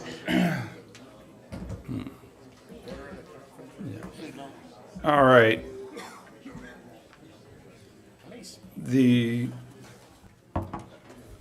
The second rezoning application for consideration is case number Z-2024-02. The applicant is Meredith Bush, the agent for Everest Commercial Investments LLC, the owner of the property at 1800 Patricia Avenue. Property size is 2.87 plus or minus acres. This is a request from LDR, Low Density Residential District, and LDMU, Low Density Mixed Use District, to Commercial District. Board members, has there been any ex parte communication between you, the applicant, of the applicant's agents, attorneys, or witnesses with fellow planning board members or anyone from the general public prior to this hearing? Have you visited the subject property? And please also disclose if you are a relative or business associate of the applicant or the applicant's agent. No to all. No to all. No to all. No to all. No to all. No to all. Staff, was notice of the hearing sent to all interested parties? Yes, sir. Were the signs posted on the subject property? Yes, sir. All right. Meredith, if you're okay, we'll go through the photos again. Okay. Case Z 2024-02, 1800 Patricia Avenue. Here is the location map showing the location outlined in red. This is the radius zoning map showing the current LDMU and LDR parcel. Here's the future land use, mixed use suburban, and the existing land use map. Here's the wetlands map, and here's an aerial view of the subject property. Here's the public hearing sign that was posted on site. Here's looking onto the subject site across Patricia. This is looking across Patricia from the property site. And this is looking south along Patricia from the subject property. This is looking north along Patricia. And that's the maps and photography. All right. Thank you so much. And applicant Meredith, would you please come forward? And then you've already stated your name and address for the record in the last case. And then did you also receive a copy of the rezoning hearing package and findings of facts for this case? I did.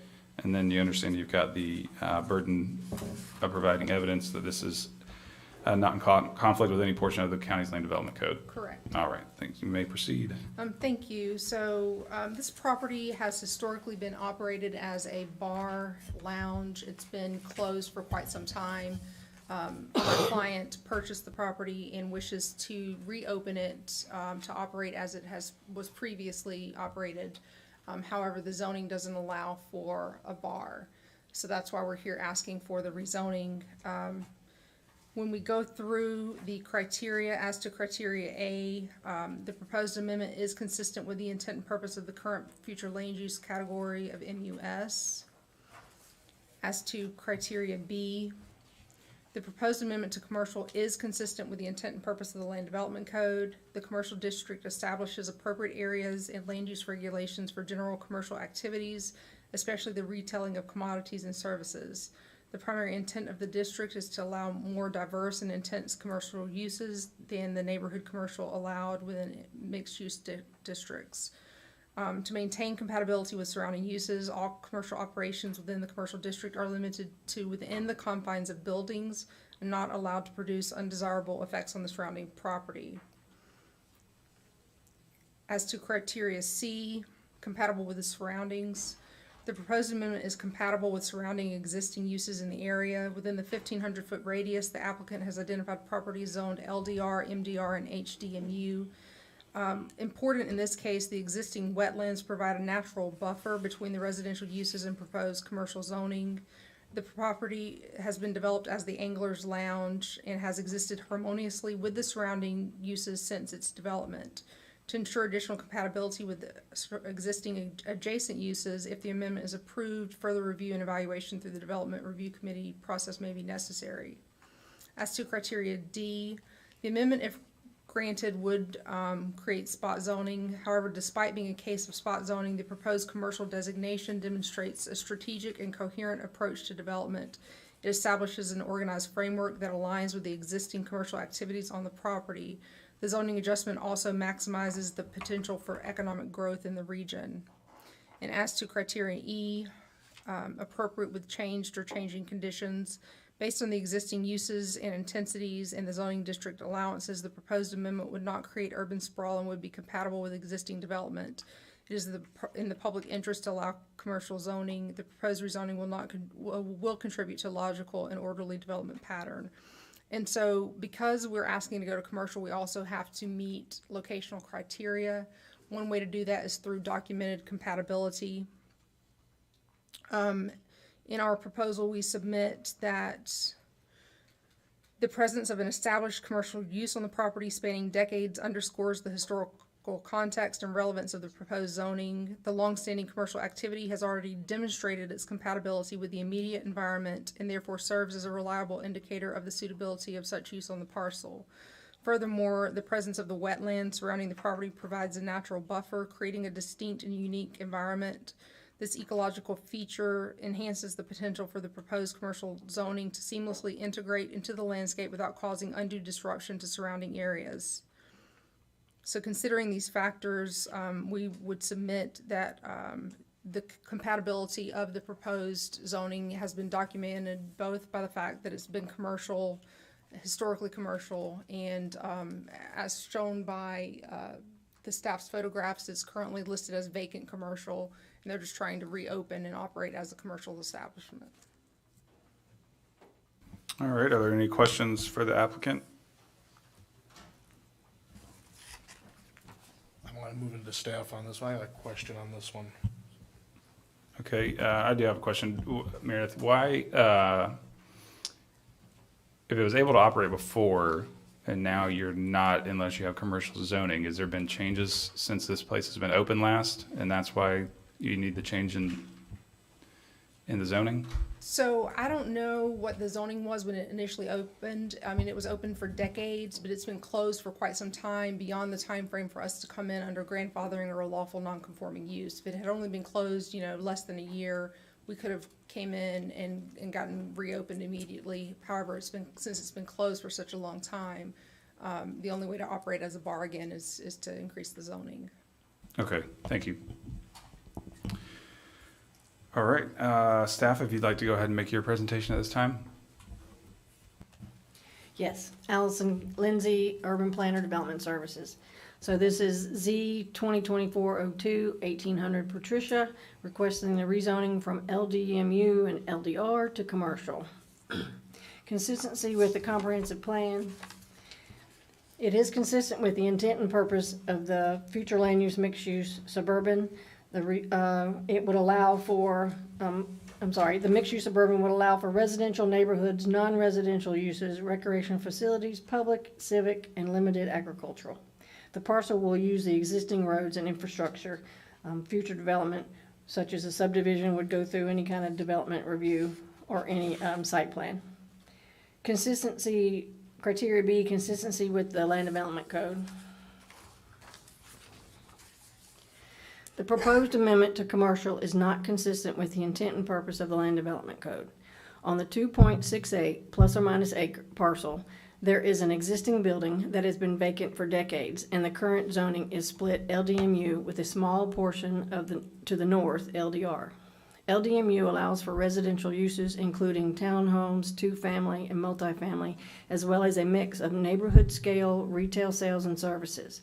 The request to rezone to commercial would allow more diverse and intense commercial uses with greater density than the low-density mixed-use district. Commercial zoning is to provide transition between areas zoned or used for high-density mixed use and areas zoned or used for heavy commercial or industrial. The parcel is along a local road, and although it meets the distance requirement, it is not along an arterial or collector, nor is it in the area where already established commercial uses exist, constituting infill. Now, the applicant provided a statement of documented compatibility. However, the staff does not agree that this demonstrates substantial evidence of unique circumstance. A wetland area may be used as a buffer between residential and commercial uses. However, it should not be considered to be an enhanced feature for any or all allowable uses in the commercial districts category. Furthermore, it does not offer a sustainable development pattern or long-term compatibility, as there is no other commercially zoned parcels adjacent to or in the area of the subject property, other than further up Patricia, there might be I think there's a little convenience store, but that's the only commercial along Patricia. According to the Escambia County GIS mapping system, the parcel is in an AE flood zone with an area of wetlands surrounding the existing building and the impervious area. Avoidance and minimization will be required should any future development occur to minimize any adverse impacts to the existing wetlands and adjoining properties. And the TTO, Transportation and Traffic, had no concerns along Patricia. It's a 66-foot right-of-way, compatible with surrounding areas. The proposed amendment is not compatible with the surrounding existing LDMU and LDR uses in the area. Within the 500-foot radius, properties within the area were LDR, LDMU, and HDMU.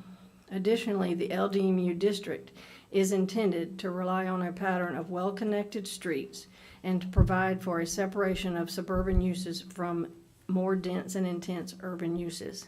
The allowable uses in the commercial zoning would allow other uses not compatible with the current low-density mixed-use zoning and uses. Criteria D, appropriate with spot zoning. It was determined that it would establish and reinforce condition of spot zoning. Criteria E, appropriate with change conditions. The land uses or development conditions within the area surrounding the property have not changed. The request to commercial would allow more intense development than the existing surrounding development. And that's in staff's analysis. All right, board members, are there any questions for staff at this time?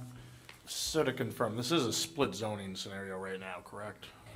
Yes, and the previous zoning was R2 and SDD, and back then, that was prior to the zoning, the bar. I'm just trying to figure out why I didn't get caught up in that HDMU block right next to it, so that's I'm kind of a little head scratchy on.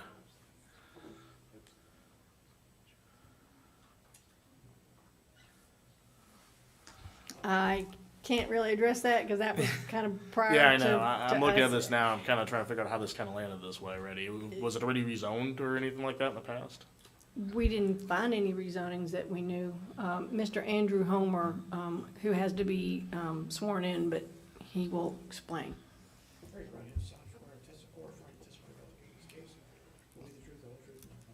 I do. Good morning, Board. Yes, to answer that question on the split zoning, the original zoning that was applied to the property was R2 and SDD. R2 was a low-density residential district. SDD was an environmentally sensitive area district. The original zoning lines were not drawn to the parcels, okay? So we ended up with quite a few of these split-zoned issues. We attempted to, with the new zoning districts, resolve as many of those as we could. Couldn't resolve all of them. So there are some that are left like this that it looks like it's a map projection error, but it's based on what was done before. When you look at the shapes, spatially, it was probably an intent to, with the earlier one, to try to make it fit the parcel, but it wasn't parcel based at the time. So hope that clears it up. It's clear as mud. But All right, any other questions? Reed? No, I was just gonna make a silly comment from back in when, DeLuna came, that's probably when that was, drawn. Oh, all right, so, all right, if we got no other questions, then we'll go into public comment at this time. And for those members of the public who wish to speak on this matter, please note the planning board bases our decision on the approval conditions and exceptions described in section 2-7.2 of the Escambia County Land Development Code. During our deliberations, the board will not consider general statements of support or opposition. Accordingly, please limit your testimony to the approval conditions and exceptions described in section 2-7.2. And please also know that only those individuals who are present give testimony today regarding this hearing will, only those will be able to speak at the subsequent hearing before the BCC. All right, we've got, this is the owner of the property, John Trukowski. Did you want to speak? Yes. Okay. And we'll just get your name and address for the record and be sworn in. John Truskowski, 393 Gulfview Lane, Pensacola, Florida, 32507.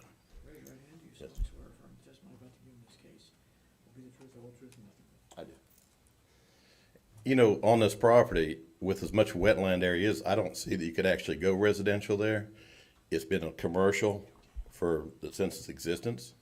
My whole idea of this property is to get back in use. It's been empty. It's virtually been non-use, and the property owner prior to me had a problem with actually having any other use for it in a residential statute or doing anything with it because of the wetlands. We don't plan on changing the building at all. We're going to use the existing building. We don't plan on modifying the wetlands. It's going to stay just as it was. So the outside structure is going to be the same, no additions. It's all going to be done on the interior. Thank you. All right, thank you. All right, next we've got Regina Berry. Regina, are you still here? All right, and then we've got Jerry Nesselrod. State your name and address for the record and be sworn in. Jerry Nessel Road, 103 Northwest Kalash, in Pensacola, Florida, 32507. Raise your right hand. Do you solemnly swear or affirm the testimony about to give in this case will be the truth, the whole truth, and nothing but the truth? I do. Yeah. Actually, all my questions were answered already. I was just coming. I wanted to make sure it's only that red area where the owner there. It doesn't extend to the west of Patricia Lane, right? Correct. It's just the east side of it. It's just that one Just parcel the- right there. Yeah. Yes. Okay. Well, I guess I'd just like to voice my opinion. I'm in support for the business owner to change it for reopening it. All right, thanks so much. And War Eagle, by the way. I know. Anyways, sorry guys, got derailed. All right, that's the end of our speakers that we've got, unless there was somebody else here to speak on this case that hadn't filled a form out. Meredith, do you have anything else you'd like to add at this point?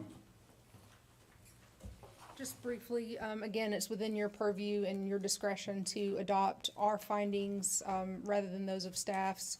We would ask that you take into consideration the fact that this business predates zoning in the county. It's been there, they're just trying to reopen it. And understanding that, we feel we've presented what meets the criteria of the code. So if you choose to adopt what we presented, then the criteria have been met and they'd be allowed to reopen. Thank you. All right, thank you. Any questions for the applicant or staff from the board members? I would like to say something, board members. You see what staff basically is making, stating that it does not meet all the criteria. I do want to say this. Low density mixed use does allow for commercial uses. Low density mixed use, it does allow for commercial uses. So, and we gotta be clear. It is my understanding that this building has been closed for over 20-something years. That's the purpose of with non-conforming, you want to basically come back with conforming type uses.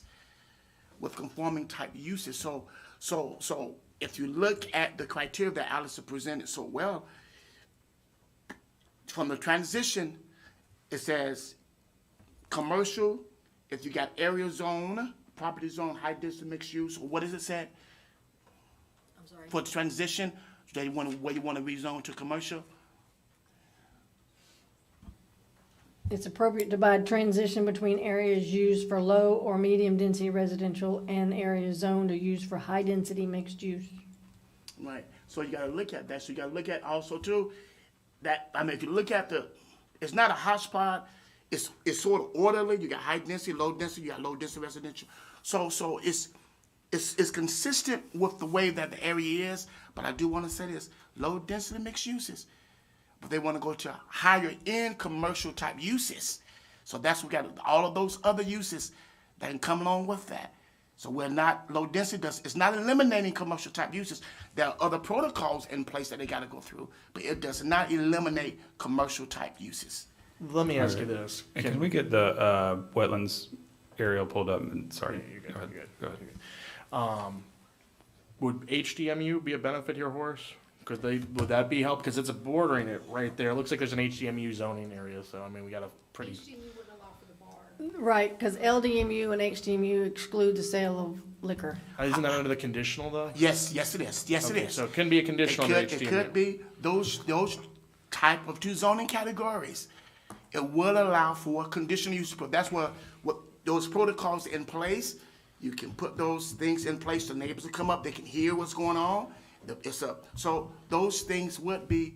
It is an option, but there's another layer of protocol, which is that's what conditional use is for users that may be contentious, to let the neighbors know what's going on with in their vicinity of their property owners. But to confirm, that can be done in LDMU as well. I mean, I know it can be done in HDMU, but So, LDMU? so HDMU allows for restaurants and bars, including on-premise consumption of alcohol, Yes. but excluding drive-in and drive-through services and brew pubs and distribution of alcohol. Well, no, LDMU. I And mean, let me pull it LDM, up. no, LDMU does not. LDM allows for liquor sales, so with my Not for interpretation. on-site consumption? I would allow for liquor sales, also allows for restaurants that are not listed there. So I would, basically, I think staff can support a move towards conditional use approval in LDM. Now, the BOA got to approve it, of course, but I can see what we can consider those things. But HDMU definitely, and HDMU is definitely in the area. So it would not be spot zoning, it's right there.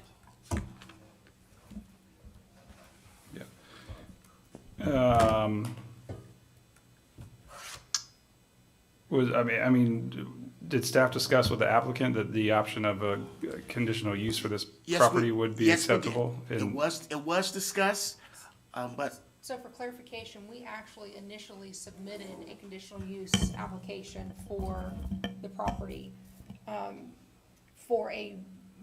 in LDMU, it would have to be a restaurant serving alcohol, not a bar. There's a distinction. Even under the commercial zoning category, the bar is going to require a conditional use approval, so we would be back, if we get the zoning, then we'll come back for the conditional use of the bar and nightclub. And this is the thing though, guys, that's why those type bars are much more, yeah. Bars has the potential to be much more, that's why they're listed like that. It has the potential to be more, has the potential to cause more adverse conflicts per se. That's why it's listed like that. But with those understanding with the conditions approved before the board, those options are still available.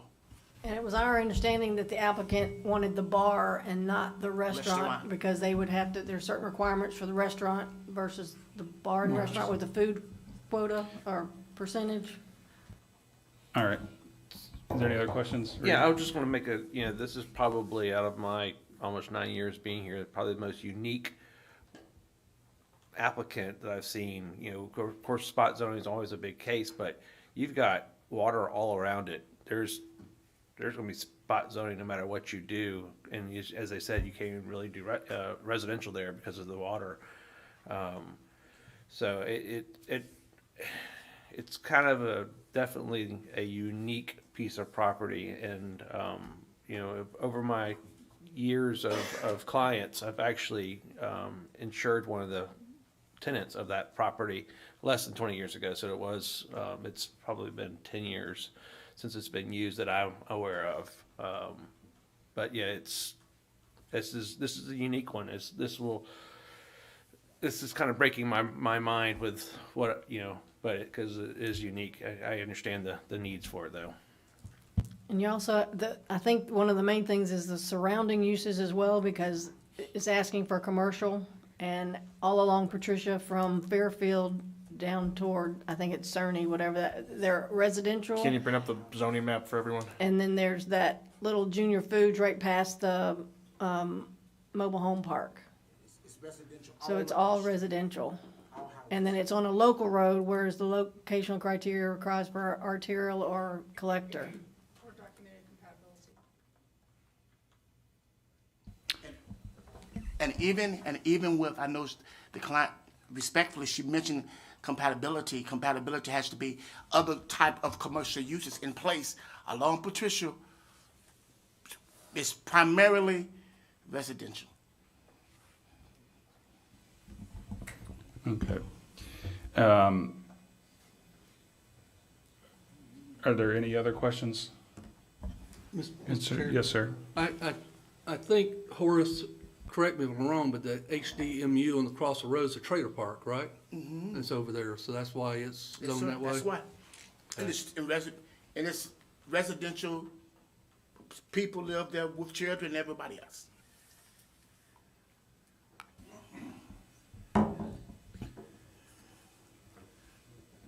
All right, I'll entertain a motion if there is one at this time. I just want to make a comment again. It comes down to we don't rezone to a project. I mean, it's all approved uses if it does get rezoned to commercial. I mean, I feel for the applicant, I really do.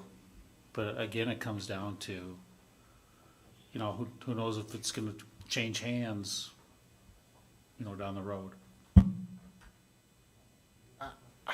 I keep coming back to this one. I mean, if we gave you a HDMU, I mean, I know that'd be some help here in this scenario. That's what I feel like the only thing here that I can see. I can't see commercial because of the spot zoning aspect. There's just no commercial nearby this. I'm saying this is a commercial developer as well. I'm trying to find any excuse here, but I would make a motion that, we could approve at HDMU. That would have to be accepted by the Yeah. the applicant first. Yeah, I mean, I'm just throwing it out there right now.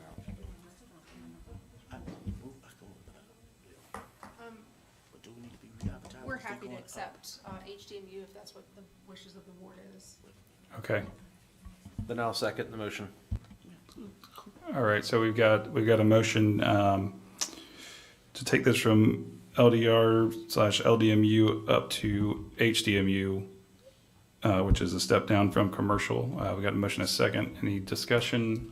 I'd like to get staff's input on their analysis with respect to this application as HDMU vice commercial. My analysis would have to be, I can't say that my analysis for what I said for the request to commercial, I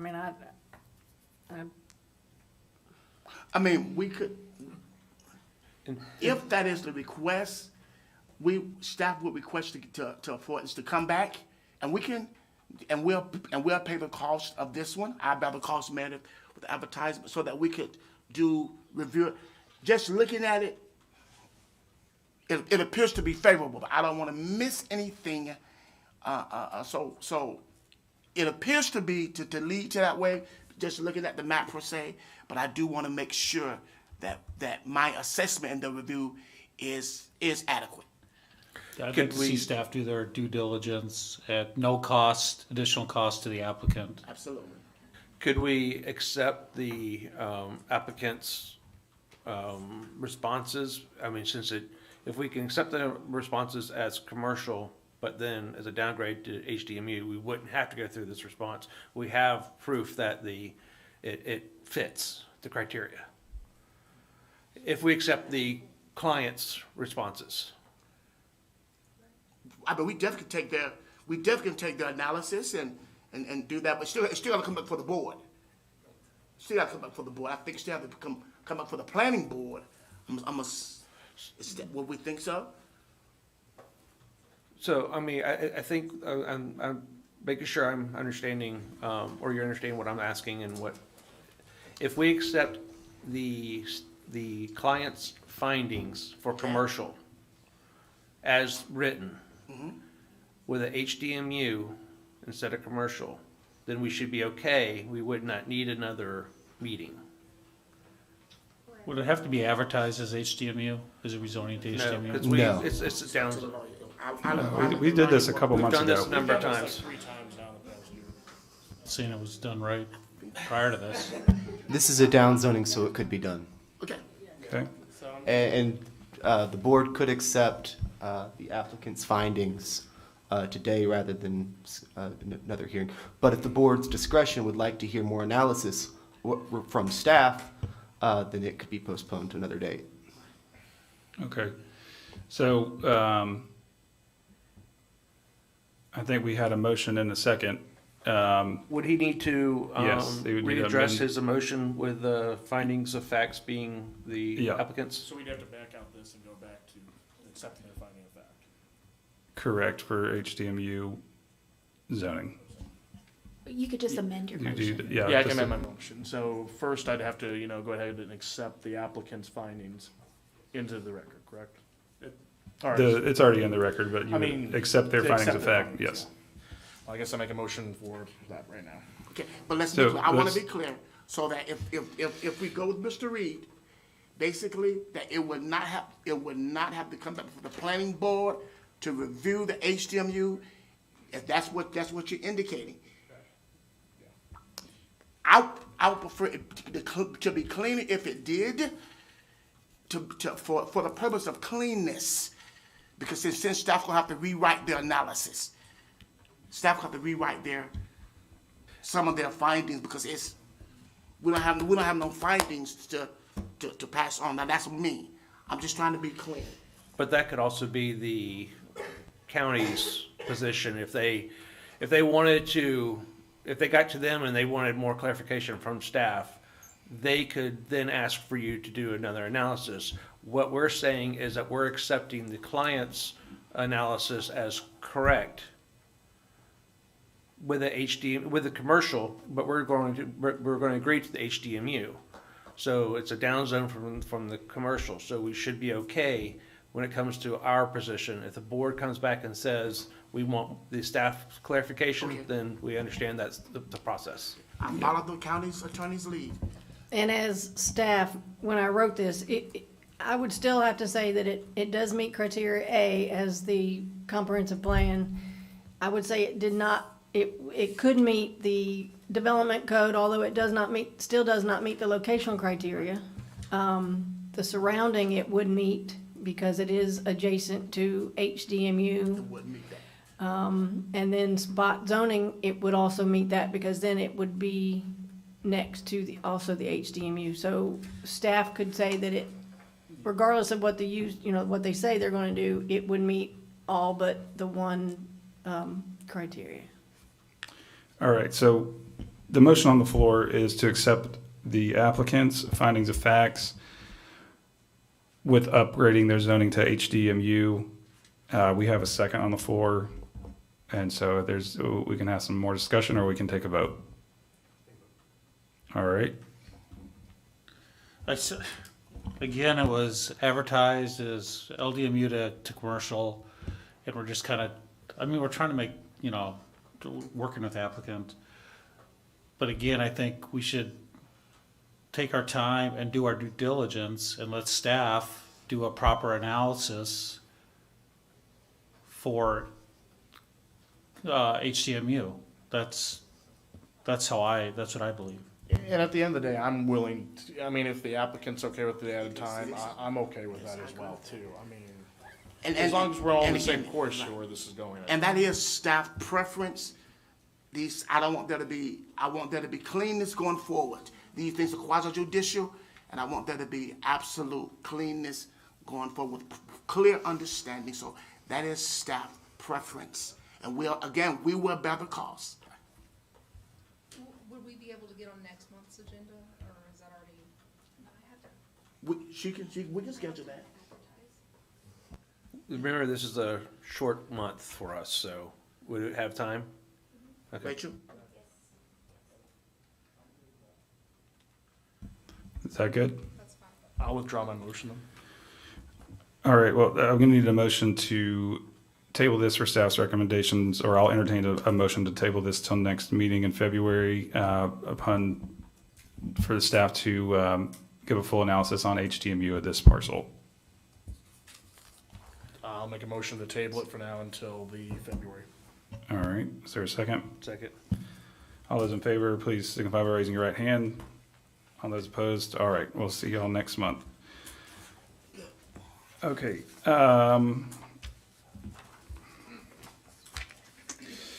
the third zoning application for consideration is case Z-2024-03. The applicant is Meredith Bush, agent for Mohammed Hop. Address is off Highway 297A on several parcels. Property size is 9.43 plus or minus acres. This is a request from LDR, low density residential, to MDR, medium density residential. Board members, have there been any ex parte communication between you, the applicant, the applicant's agents, attorneys, or witnesses with fellow planning board members or anyone from the general public prior to this hearing? Have you visited the subject property? Please also disclose if you are a relative or business associate of the applicant or the applicant's agent. No to all. No to all? No to all. No to all. All right, staff was notice of the hearing sent to all interested parties. Yes, sir. Were the signs posted on the subject property? Yes, sir. All right, and Meredith, we're good with going with the pictures from staff? All right. Z 2024-03, Highway 297. This is the location map of the site, showing it on 297 or Pine Forest Road. This is the zoning map showing the current zoning of LDR. This is the future land use showing mixed-use suburban on the subject property. This is the existing land use map. And this is the aerial photo of the property. The two parcels are outlined in red. Here's the public hearing sign that was posted on site. And this is looking across the subject property on Pine Forest Road. This is looking east across 297. And this is looking south along 297 or Pine Forest Road from the subject property. This is looking north from the subject site, and that's the maps and photography. All right, thank you so much. Meredith, if you'll come up. And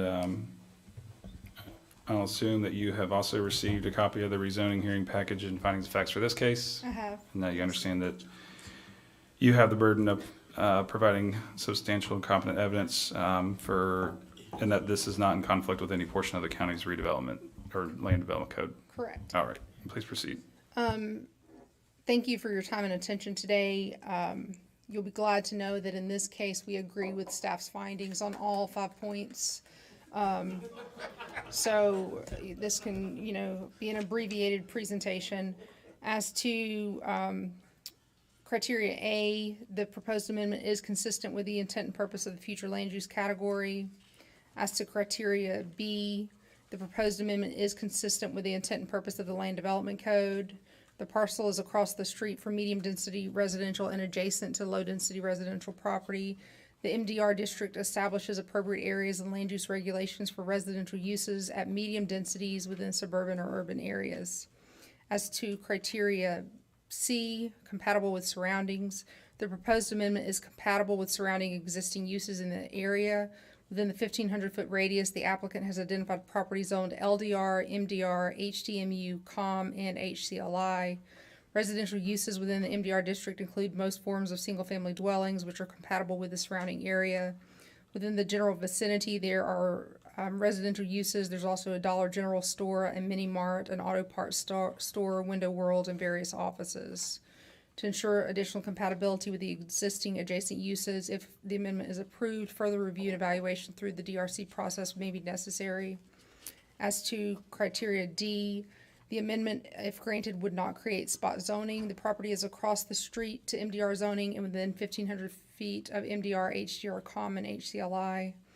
And as to any changed or changing conditions, criteria E, based on the existing uses and intensities of the zoning district allowances, the proposed amendment would not create urban sprawl and would be compatible with existing development.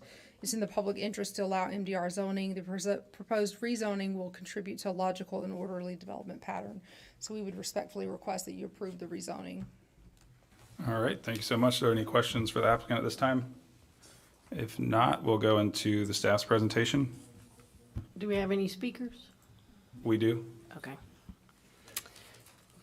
So for this, it's Allison Lindsay, Planner Development Services. So on criteria A, consistency with the comp plan, we do find that it is consistent. For criteria B, consistency with the land development code, we also find that it is consistent with the intent and purpose of the land development code. And the rezoning request would not have any adverse impacts or change to the historical development of the adjacent properties. Although the land did appear to be a C&D pit in the years past, and it may be challenging for any future development, but compatible with surrounding uses, we did find it was compatible with the existing residential in the area. And approval, if it's spot zoning, it did not constitute spot zoning.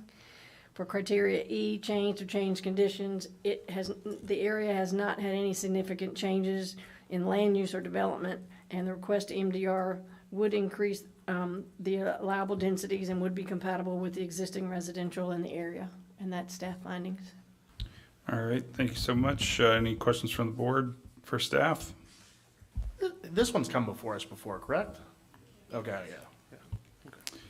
All right, now we'll move into public comment. For those members of the public who wish to speak on this matter, please note that the planning board bases our decision on the approval conditions and exceptions described in section 2-7.2 of the Escambia County Land Development Code. During our deliberations, the planning board will not consider general statements of support or opposition.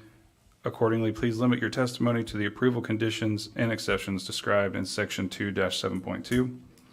Please also note that the only individuals who are present and give testimony on the record today at this hearing will be able to speak before the subsequent hearing at the Board of County Commissioners.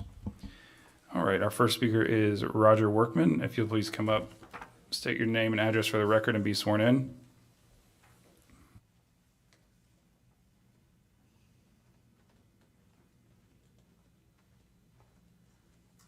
My name's Roger Workman. I live on 2578 Trailwood Drive. Raise your right hand, son. Swear or affirm the testimony about to give in this case will be the truth, the whole truth, and nothing but the truth. I like to say it's been up here before, and the reason that we was against it last time was because of there hasn't been a site plan like the rest of these do. So we took it that he's wanting to use this as maximum as he can. Our concern is the height that they want to. We don't want to have those apartments and stuff like on south of 9 Mile Road on Pine Forest Road built up. All of those, there's 156 residents in this development that I live in, and probably a fourth of them back up to that property. They all have privacy fences. If you got 3 and 4 story apartments, they have lost their privacy. And that was our biggest concern that's why I would do, this is probably acceptable to me is because Mr. Jones has said there wouldn't be no apartments. So I'm guessing there's not no 3 or 4 stories high. The other part of it was the landfill that was there at one time. We want to make sure. There was a concern last time we brought this up about the borings. They didn't have any, or they wasn't favorable, whatever. I don't know what it was, but we want to make sure we ain't disturbing something that don't need to be disturbed, or you can build on. I don't know what the building code is, but that landfill is probably about 30 years old. And like I say, that's our biggest concerns is about the height, not so much to what it looks like to me and what I see. I agree with what he's doing because I know he wants to make as much as he can, but that was our concern. All right, thank you so much. Sir. All All right, Mark Casta, please come forward, state your name and address for the record, and be sworn in. Mark Casta, 2570 Trailwood Drive. Raise your right hand, you solemnly swear or affirm the testimony about to give in this case will be the truth, the whole truth, nothing but the truth. I live right up against where they're going to build. We've been here, this is the third time for this property, and there's one other time for another piece of property that he owns just above there that was also put down. Besides the usual things that we've heard in the last two meetings, traffic's going to increase, privacy gone, don't know what's going to happen with flooding. There's a retaining thing right runs along in between the properties. This is also on a borrow pit, which I was told when I bought my place 6 years ago that it would not be built on because you don't build on borrow pits. The neighborhood is houses, mostly family houses, and putting in anything bigger than that changes everything. The last time I addressed this, I spoke about, the height was obviously really important because I'm right over that backyard. They'd be looking right into my yard. I don't want that. I want a consistency of the neighborhood to stay the same. It's kind of, I wouldn't say rural, but it's a very green houses, room, lots, not apartments, not any retail, anything else. We went through all the 5 points here, the consistency with comprehensive plan, consistent with zoning, all of those things, consistent, compatible. Nothing's changed in the other 3 times and counting the 4th property. Those were all turned down. So I want, we're talking consistency and compliance. This has been run up the flagpole now 3 times and defeated 3 times or withdrawn. And we have to come down here pretty much, this is like, in the last 2 years, it's 4 times we've been down here for this. And I'm against it completely. Thank you. Thank you. Dana Haynes? Okay. She did indicate on her form that she was against the rezoning. Susan White? Okay, she also indicated she was against the rezoning. And Renee Bell? Oh, awesome. Perfect timing. Well, come on down. And just please state your name and address for the record and be sworn in. My name's Renee Bell. I live at 2538 Trailwood Drive, Cantonment, Florida, 32533, and I've been there for 19 years, and I love it. Raise your right hand. You solemnly swear or affirm the testimony about to give in this case will be the truth, the whole truth, nothing but the truth. Yes. Do I have to say that again? No. I've lived there for 19 years, and I love it. And those trees are like a natural barrier against the wind. And I live right along my backyard, has the trees in it, and it's peaceful back there and serene, and I really don't want to see it destroyed. Pine Forest Road is a mess. The traffic is insane. I've almost been killed twice because people are driving down the yellow cross lane, turning lane to turn. And they're just trying to pass everybody through the middle lane. It's insane. I don't know.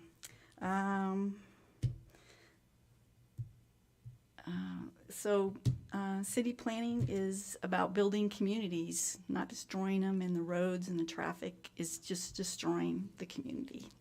Thank you. Thank you. All right. Meredith, I don't know if you have anything to add at this point in time or not.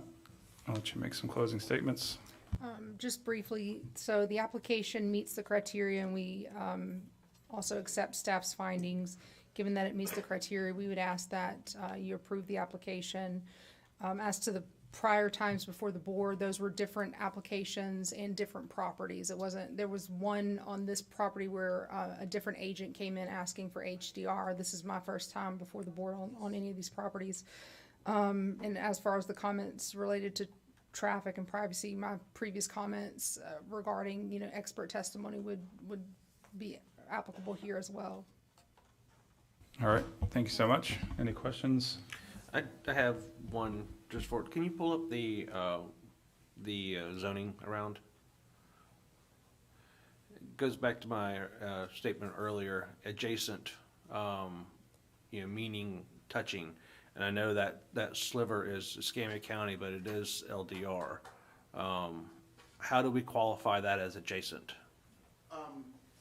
Because it is, yeah. It's just, it's not separated by any right of ways. I mean, not county roads, so, But it's separated by a piece of property, so, but it's still, but that property is still, if it's now, is that property owned by them, so, the property north of it, the little sliver is y'all's. It's actually Escambia County's. Escambia County? Yeah. It is separate. I but just want to make sure that, That's a holding pond. yeah, I just want to make sure, Yeah. you know, it's consistency and, you know, if there's a challenge and we're talking about adjacent as what criteria that we're accepting things for, Right. we have to be sure I agree. that the words are used Yes, sir. all throughout. Get you. So- Yes, sir. And staff still support this because of the, yeah. All right, any other questions? I have looked into that issue, whether it's adjacent. I believe that it is, even with that sliver there. Yes. For all intents and purposes, it would be adjacent. All right, thank you. And Mr. Chairman, I'd like to address the comments that were asked about the height. The maximum height for that would be 45 feet maximum height. And MDR that they're asking for, there's no retail sales, no retail services, no two-family, no multifamily. It's only one house per lot. And the lot width would be actually decreased from 60-foot wide lots for the LDR to 50 foot for the MDR. So the medium density still does not allow anything but one house per lot and no retail sales or service. All right, thank you. All right, so if we've got no other questions, I'll entertain a motion on this case.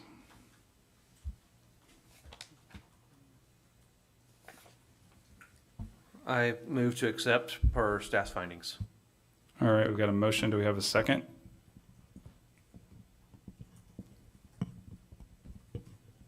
Jay, it's his district.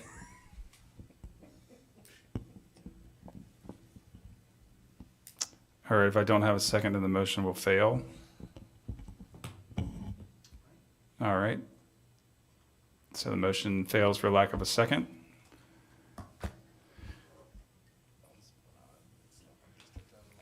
All right, where do we go from here?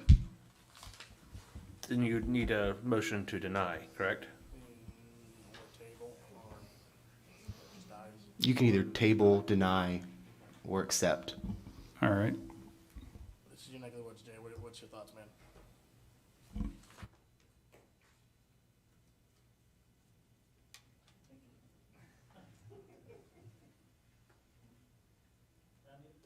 It's essentially surrounded by, or adjacent to MDR, so I would second this. I'll second it. Like, based on staff's findings. Okay. Reed, are you going to make a motion again? Yeah, I'll make a motion to accept Z 2024-03 as staff has presented. Second.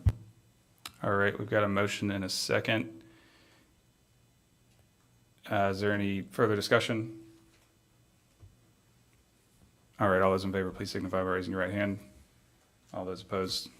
Okay, motion carries. All right, that's the end of our rezoning hearings today, and we will move over into our regular planning board meeting at this time.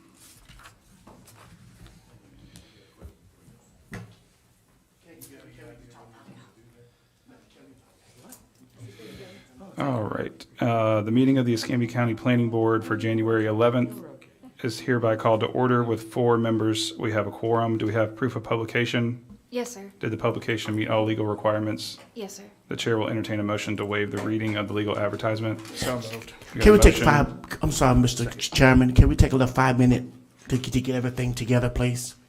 As we transition forward. Yes, 2 to could I 5 get minutes. through this Yes, sir. motion we got, and then we'll do that. I've got a motion. Do we have a second?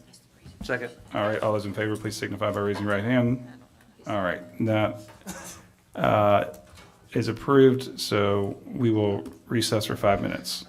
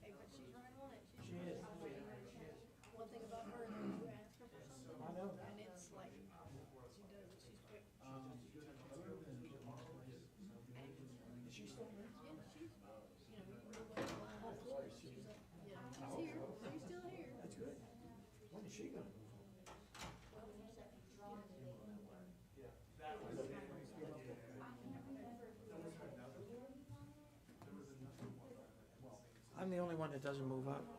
I just stay the same. I'm fixing to retire here in a couple of years. I'll probably be here. I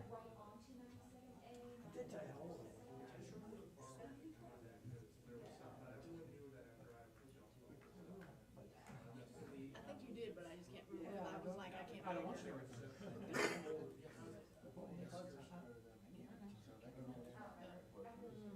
You got kids and grandkids and great grandkids. Yep, exactly. My thing is, I've given to you guys.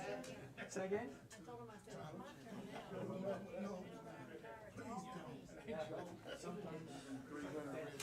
I wish. And they won't be here for that one. We're not doing that one. I don't wanna be no part of that. I've been part of one of them before. Yeah.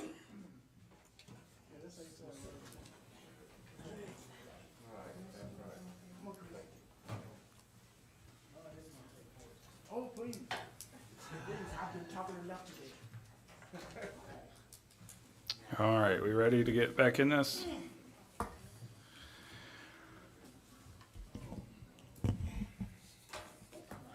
Okay, alrighty. We will get back into the meeting here, call the meeting back to order. The planning board meeting minutes for December 5th of 2023 have previously been provided to the board members. The chair will entertain a motion to accept the planning board meeting minutes into evidence. Do we have a motion? So moved. Second. Got a motion and a second. All those in favor, please signify by raising your right hand. All those opposed, motion carries. The planning board hearing package for January 11th, 2024 has been provided to the board members. The chair will entertain a motion to accept the planning board hearing package and legal advertisement into evidence. Do we have a motion?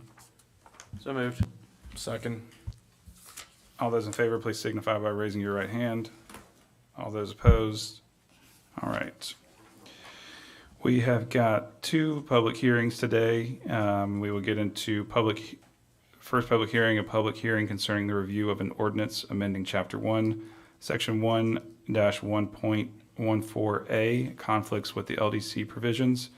Chapter 2, Section 2-5.7I, final plats. Chapter 4, Section 4-7.135, model homes. Chapter 4, Sections 4-7.1412 lot line subdivisions. And Chapter 5, Section 5-3.2E, completion of platting. That the board review and recommend to the Board of County Commissioners for adoption an ordinance amending the Land Development Code, Chapter 1, Section 1-1.14A, conflicts with the LDC provisions. I'll just say all chapters that were just mentioned above. Let's see. And this is to allow this to allow for the setbacks on final plat approved by the Escambia County Board of County Commissioners after January 2024 to the prevailing requirement regardless of the required zoning district setback as codified in the Escambia County Land Development Code. All right. So I guess we will turn it on over to you all. Good morning. Good morning. Just as a introduction for just a moment, please, because I've not had the pleasure of working with this board since my return to Escambia County. First, thank you very much for your service. I know it is a service to our community and a obligation of your time. We do want to thank you for that and your attention to these matters. There's several issues of concern today. I just quickly introduce myself. Been with the county for over 20 years. Been in other jurisdictions briefly, but this is my home, if you will, and my heart. My name is Joy. I am your county engineer and the director of engineering. Sitting with me is Chris Phillips. He's my deputy director of engineering. He's also an engineer and assistant county engineer, if you will. He and I have both served in the public and the private sector, so we have a little of everything in our background. And respectfully, we bring our expertise, but the PAC is who you actually are getting this information from. We call it the PAC. I apologize. It's the Professional Advisory Committee. They were established by the BCC to consider items of technical nature and advise staff of recommended changes to the Design Standards Manual, which is a portion of the LDC, therefore under your purview as well. So according to the LDC Section 2-8.5, any amendments or changes to the DSM, if I may just paraphrase, are to be brought to you for recommendation to the BCC, and therefore something like a rezoning case, if you will, your recommendation either to approve, deny, or with comments, if you would. And then we go to our BCC and allow them the chance to finalize those things. So we appreciate, again, your time on these issues. The one you're looking at first and foremost is, or the first one on the list is hopefully something that's a little simpler regarding to plats. Many of the developers are very conscientious about what setbacks are put on their plats. There's a reason for it in their design. There's a reason for it in their vision, and they would like nothing more than to have those be the prevailing decision on where a setback should be, particularly. So sometimes there's been some conflict, if you want to call it conflict. A zoning area might allow something different, less restrictive perhaps, and the consensus is that they would like that to be negated by any plat that's approved by the BCC should override any zoning. So that's the simplest explanation. If there's any questions, we'll try to help you. Drew, do you want to add anything? Sure. Yep. Once again, Drew Holmer, Development Services. And also, full disclosure, I am going to be a member of the Professional Advisory Committee, not sworn in yet. So I just want that on the record. This issue goes back quite a ways. When the county commission approves a plat, they are blessing that. That carries a lot of weight. I mean, that is the official division of that land. And anything found on that plat, dedications, setbacks, things like that, those are there in perpetuity. When we tried to shoehorn in zoning the first time around, there were some conflicts because the plat's pre-zoning. The ones that did have setbacks were kind of all over the place. This resolves any confusion going forward. So from now on, we won't have to have those questions of, well, wait a second. The zoning that you've given me says 25 feet. My plat says it's 15. And then, we've gone with the higher standard. Well, what about my neighbors? They built one prior to zoning. This is going to clean up all that confusion. That's the whole intent. All right. We do have two speakers on this item, so we can take the speakers, and then if there's discussions or questions for the staff, we'll do that at that time. Matt Waite. I'll just speak about the final plat portion of that.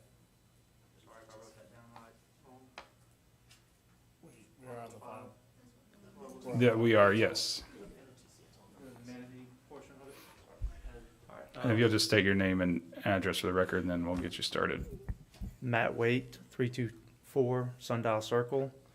I'm here to speak about the recreational amenities, just like Drew said. Whatever's on that final plat is permanent, and to say that we have to have the final amenities built during the development is going to put a lot of burden on the developer at that time. I think there should be some clarification on that. Maybe it be tied to a PUD as far as that goes. Again, if we're developing and subdividing a piece of land and then also then putting amenity on it at that point in time, then that parcel of land is tied to that amenity, and who knows what the future developer or purchaser of those lots would like to put on that land. So I agree that yes, there probably should be something if it's marketed that there is going to be a golf course or a larger planned community, but I think that needs to be part of that PUD process, not on all plats. And that's my only comment to that. Thank you. Mr. Chairman. Mr. Chairman, if I may. Yes, ma'am. Thank you. My apologies, I didn't touch on the amenities portion of that, and if there's any questions afterwards, I'd be happy to go over that. Okay. All right. Tom Hammonds. Good morning. Tom Hammond, 3802 North S Street. I'm President Hammond Engineering. And full disclosure, I'll be accepting a position on the board of HBA Northwest Florida as engineer liaison. So, and I'm spoken to them about both these issues today also. What y'all are talking about with the setbacks, we totally agree with. The amenities, just like Matt was talking about, what happens, the developer comes in here, y'all know this, but he's gonna develop a piece of property, we do a layout, put in an amenity area, but he makes a deal with a home builder, and the home builder is the one that designs where they're gonna have a pool, pickleball courts, wall, that kind of thing. So the idea that that's gotta be built before the final plat's approved means you got the developer putting in the infrastructure, then you got the home builders got to get out in front of what amenity they want, and they got to have that thing built. So you got two different entities construction on this project at the same time to get to a final plat. So we understand that there's been problems with some of these amenities not going in. So there needs to be a way to make that happen, but I don't think having it done by the final plat is the way to do it. What's your solution? Well, give me a little time. I can come up with something. All right. I mean, in your point being, not all plots are sold. So really, we don't know what the homeowner, the future homeowner would want anyways, right? I mean. Well, the home builder doesn't. Yeah, the guy's gonna buy all the lots. Right. If that's the way it's done, which right now that's the way it's done. We know that if the economy goes down a little bit, then everybody, that might not go down that way. Somebody be selling to different people, like in a PUD or something like that. Okay. There has to be some legal way to make somebody do it if they're gonna sign off on this final plat. I don't know if it's a developer agreement or what. That is how, when I did Redfish Harbor PUD at DRC, I had to tell them what was going in there. They didn't make them put it in there, the developer, but when the people that bought the lots came in, they had to put in, they said, well, can we just do this, that? I said, nope, it's right here in the PUD. You gotta put in the pickleball courts, gotta put in the pool, gotta put in the pool house. So a developer agreement type deal might be the way to fix that.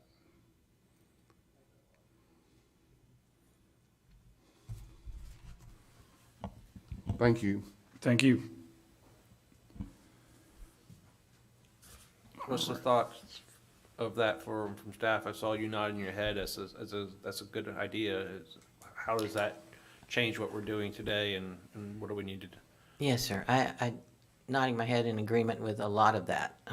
There's maybe some confusion as to the purpose or the goal that we started out with, so it might be best that we recommend, well, let the BCC decide, but recommend that for the time being, we only require that on PUDs, because as you're well aware, you see the PUDs, you know that they're they're proposing amenities in lieu of several things that they're going to do on the property. So that's certainly something that should be guaranteed and should be installed or what have you. With subdivisions, it can get much different. They'll show amenities or green space, and they'll be pretty ambiguous about what's going to be there.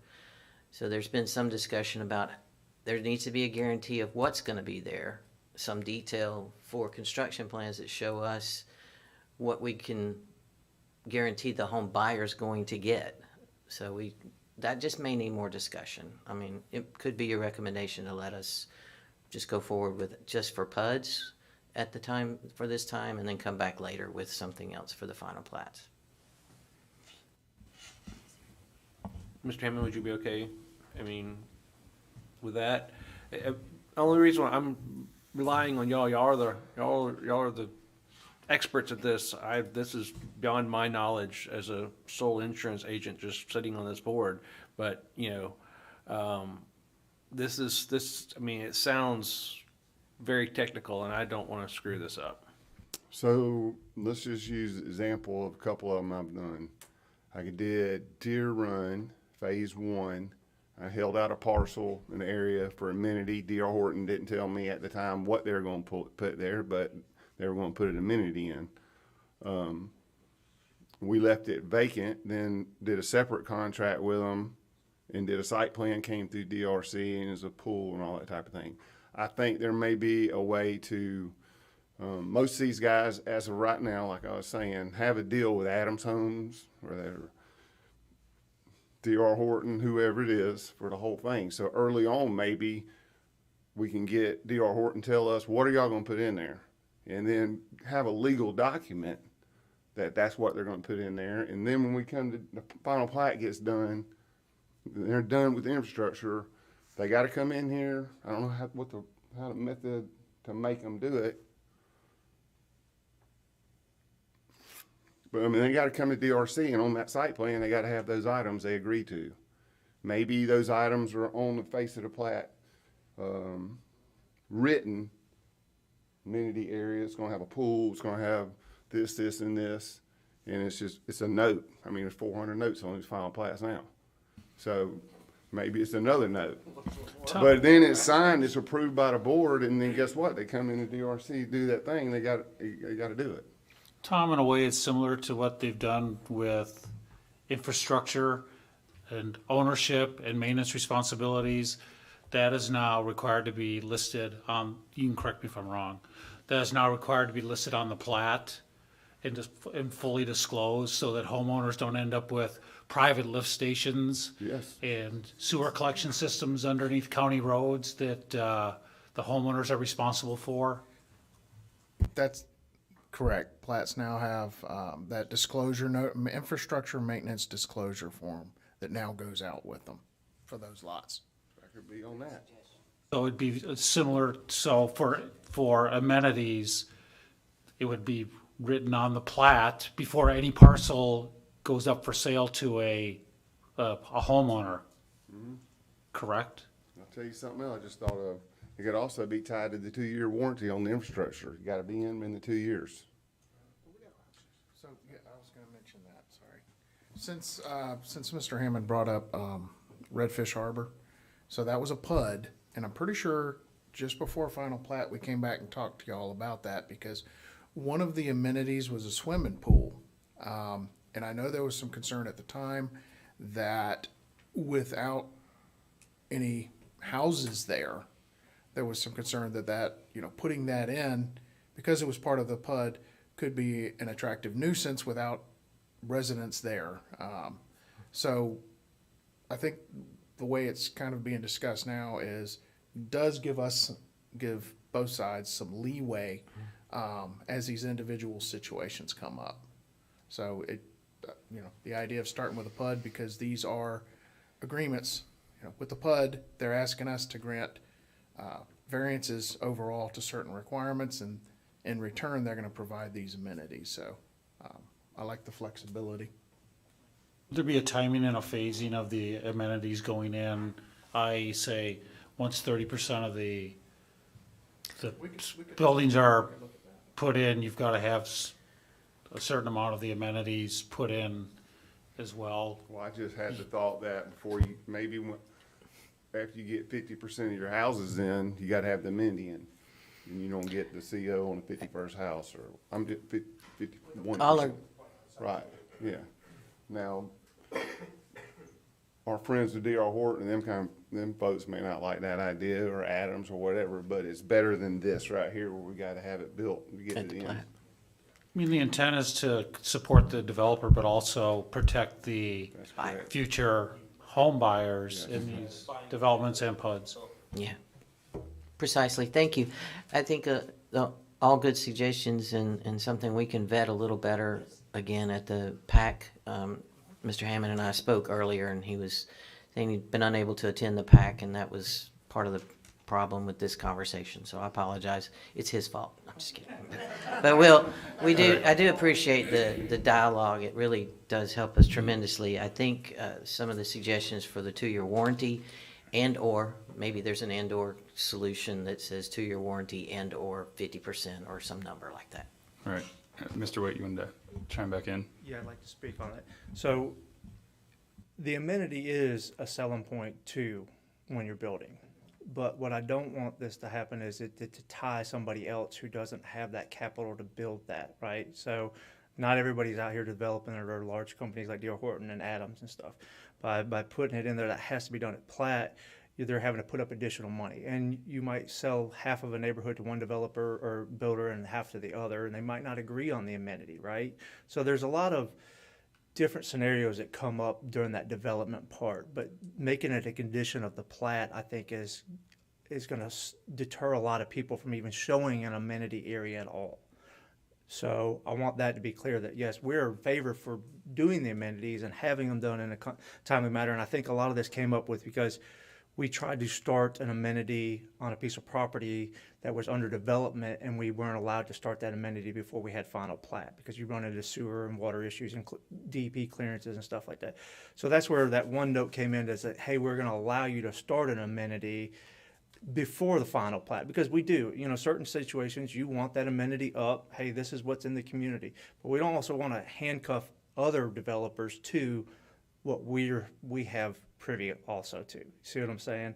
And I just want to make sure that that's clear. We're all in favor for building the amenities, but I just don't want to handcuff somebody else down the line, a smaller developer or somebody else, to say, hey, you have to have this done, and you have to put up $200,000, and it's got to be held at the county for 10 years, and it might not get built. You're right. If you go build a amenity and a pool and the economy takes a dip, and then now you've got a structure there, and who's going to be responsible for that, and that maintenance and upkeep of that in the future, So we're for building the amenities, but just handcuffing it at the final plat, it's just making it harder on developments, and I think some things are going to get left off. And well, I'm just not even doing amenity, But you might want it. That future buyer might want that, but developers aren't always home builders, and home builders aren't always the developers.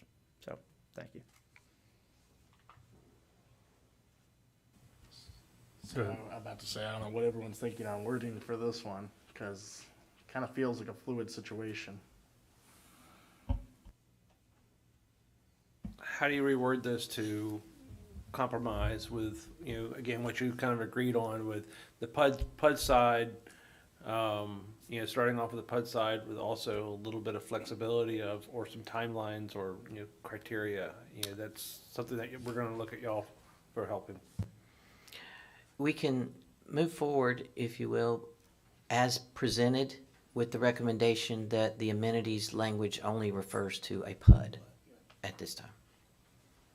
And the staff can go back to the PAC for further discussion on amenities for final plats. I'm okay. I would approve that. I would make a motion for that. All right. I'll second that. What was the motion? All right. To push it back? Yeah. What she said, double What she that. said. Yeah, going to for a PUD. It'll be only, this is the verbiage being accepted as written only for PUDs. For the and amenities. For amenities. For amenities. The amenities language. Because the other language, I think, is more than sufficient. Okay. Thank you. Do we have a second? You did? Okay. All right. Then all those in favor, please signify by raising your right hand. Hold on one second. Okay. So we're just talking about the, Setback requirements would not be adjusted. They're both, this would only be for this the is just language. amendment, the second part of this, the Yes. second discussion, or the second item? The portion for model homes and amenities. Just plain catch up. Thank you. All right, so then all those in favor, please signify by raising your right hand. All those opposed? Okay.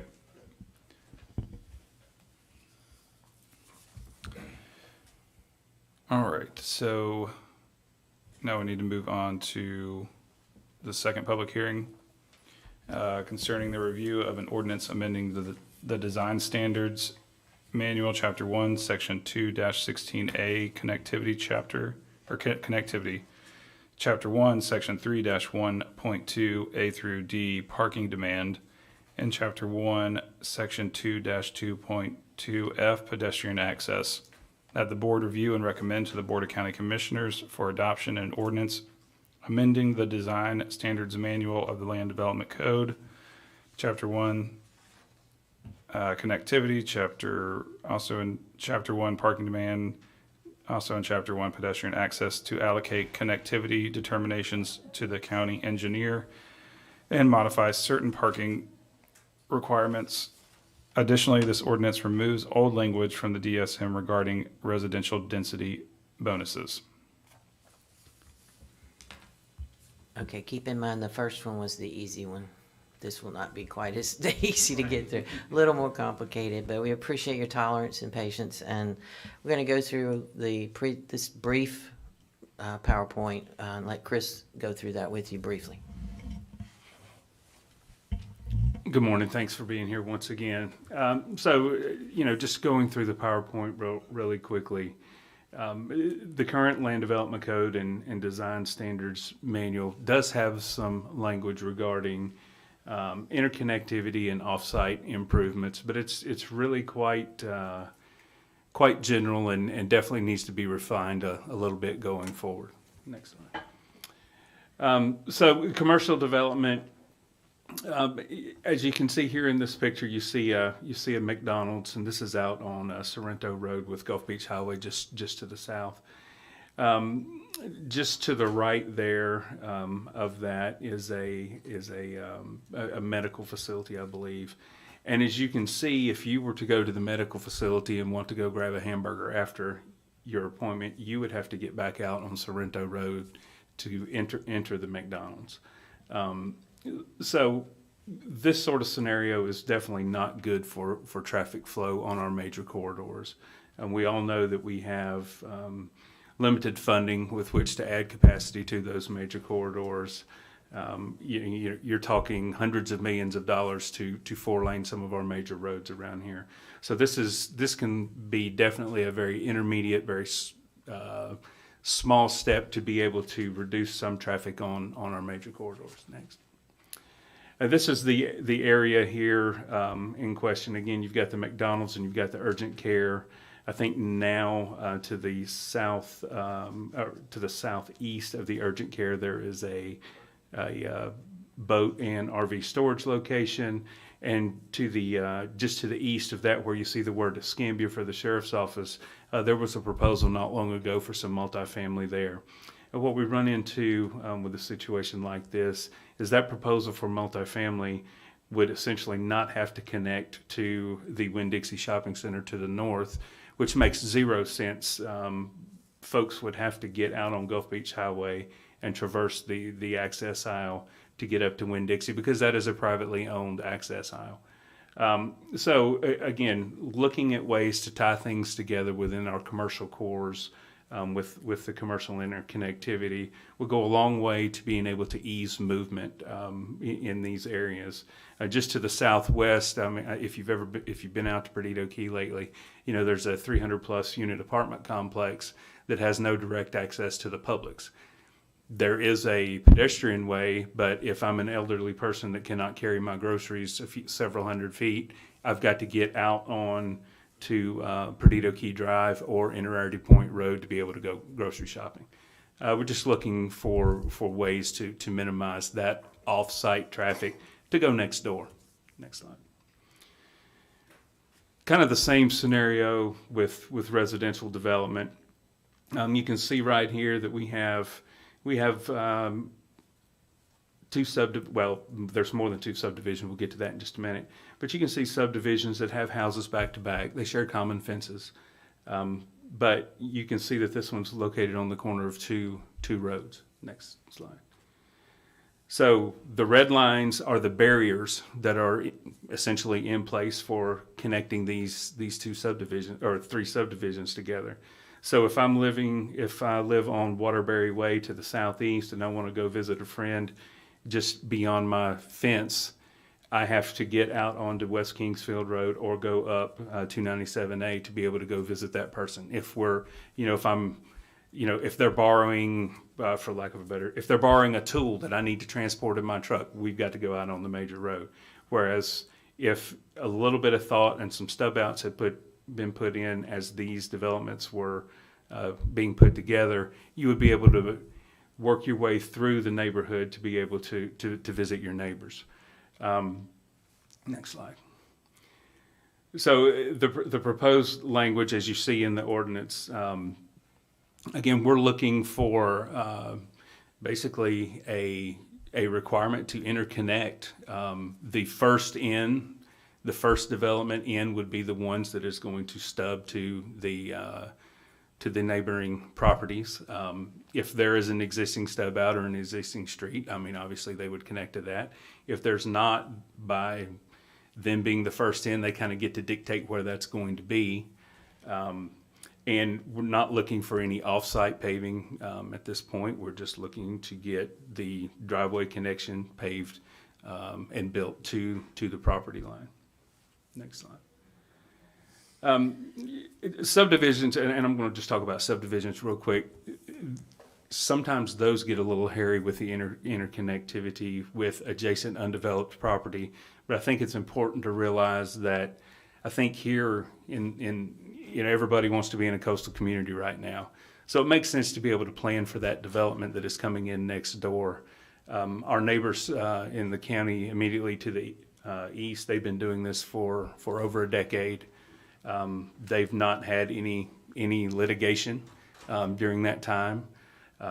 They have tweaked their code a little bit. I spoke with their planning director a little bit this morning about that, and they were requiring formal development agreements between developers. They've done away with that. They just show that their code requires that you will connect.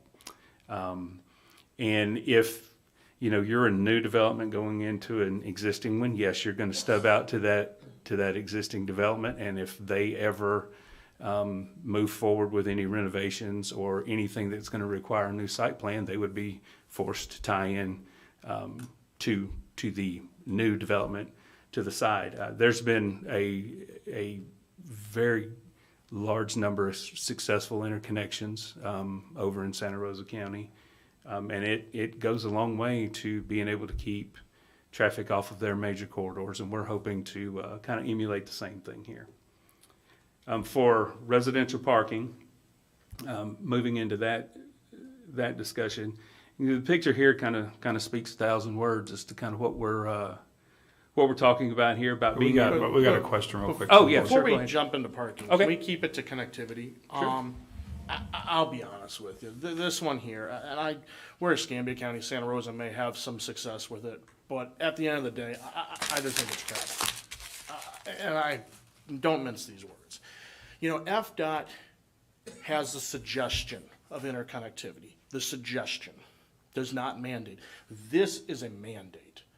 That's not American. It goes against multiple different things, from the taking clause to the Burt Harris Private Property Act.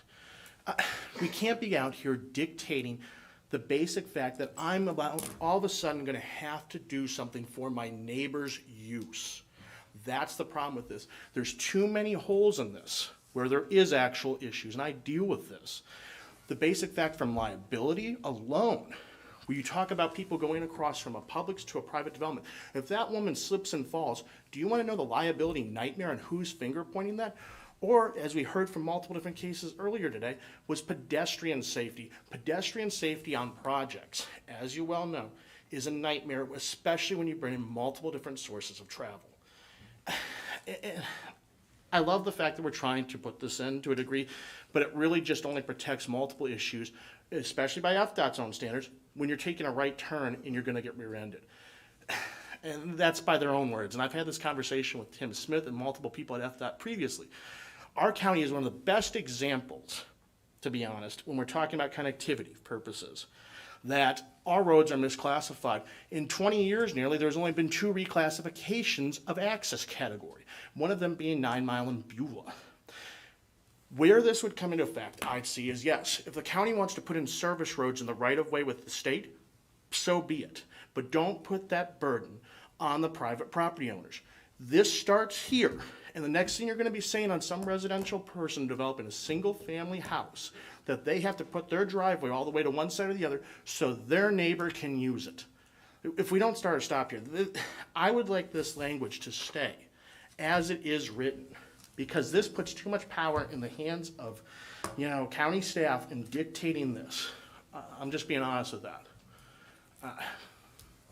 Thank you for your information. Yeah, appreciate your input, thanks.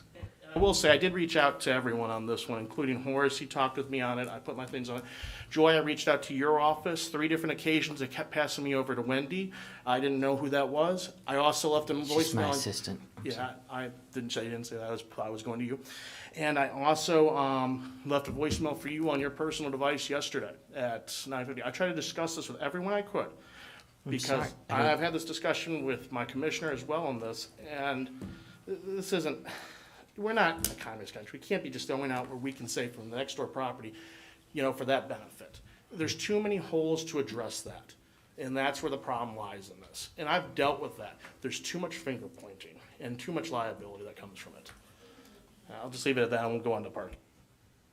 Okay, thank you for your input. I apologize if I didn't receive a message, and I'll look at that. I'm having some phone problems. I went out of the state for vacation, and apparently that just threw everything off, so I apologize. In other words, we'll move on, but thank you. On the residential parking, and as again, Chris mentioned, this picture epitomizes a lot of the issues of concern. The sidewalk is blocked, the street has parking on it, which is allowed to the extent that's necessary. However, you will realize when you're trying to back out of your driveway and there's a car parked there at the end, it's kind of hard to see around it. And many times this is not necessarily a collector road, certainly not an arterial road, but it is a safety issue, and that's what we're working towards. And if I may, Mr. Van Horn, that's also one of the concerns of the interconnectivity. So it's not just about, yes, sir. Where you see that it's really just in intersections and such. And honestly, my family's had 40-something properties. Yes, sir. In the county for 30 years. We've never seen where that's become an issue, where it justifies it strong enough, where we have to go with it. Let's just say it like that. From a private aspect. Use your mic. Sorry. Force I have it there sometimes. But like I said, from history of my own personal experience and everything like that, most of that stuff from the state level did come from the fact that they were going with old non-compliant access points. When new developments are put in, they are shown to drastically reduce those issues. Yes, sir. So that is one thing that FDOT and I have had long discussions on. And it doesn't matter if it's the Milton Field Office, Chipley, or Tallahassee. We can go to the next slide. Current numbers parking spaces that are listed in our land development code may or may not be adequate. There's some discussion at our board, and they asked us to look at this issue and discuss the fact that some of those apartments are rent by room, which is truly not enough parking. And there's enough, and is there enough room to store the vehicles on the lot, and do we take the sidewalks into consideration? Sorry, I didn't mean to read my slide to you, but I basically did. It's one of my pet peeves. So we wanted to look at a combination of ideas and look for alternative methods, and worked with several home builders and developers in the last few months in conversations. Not all of them came to the same conclusion, but we're still working toward the same goal. And go ahead. The language we put together hopefully will have built-in latitude for discussion. Again, some of these may or may not have translated all the way through, so we'll go on to the language in a minute. And we'll skip the amenities discussion. I apologize. We just threw the same presentation in that we did for our PAC meeting. So in dealing with the language for parking, I think we want to look at the number of spaces required per unit, and then not units, but it was per unit, and now we want to talk about how many bedrooms might be in those cases. And in addition, we had an exclusion for garages, and it's been requested many times by several to allow for the garages, and we would like to have that conversation, open that discussion as well. So I'll step aside and let you take your comments or whatever you prefer, Mr. Chairman. Okay, we do, Mr. Waite, you indicated you want to, I think, speak on this as well, or is that just for the, you did? Okay, you can go ahead and come on up. Matt Waite, 3224 Sundial Circle. I've dealt with Joy on this, and we've had discussions, and yeah, the parking is becoming an issue, and we recognize that as home builders, developers. My only real comment was the parking size. It's got listed as 10 by 20. I'd like to see that move down to like a 9 by 18, like your residential, or not, commercial parking spot. I think that would help us out. We've got a lot of townhomes that are only 20 foot wide. If you do that 10 by 20, you're just gonna have concrete for the whole front end. You have to have places for the water meters, utilities, some other things out front. So that was basically my only comment, was about the parking size. I'd like to see if that could be reduced. Can I ask, what is your thoughts about the garage space?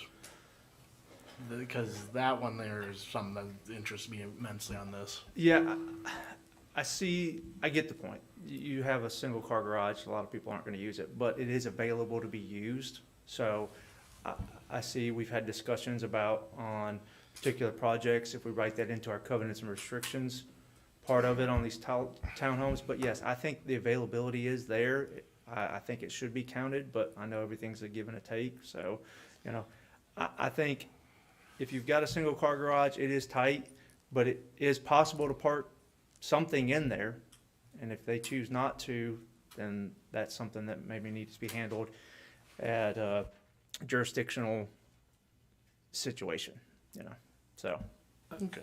Yeah, so I just wanted to get some other people's thoughts on that one because it's an interesting way they have it set right now. I'm assuming the, after the building is built, and if it does go this way, and people are not using the garage, there are still excessive parking outside and stuff.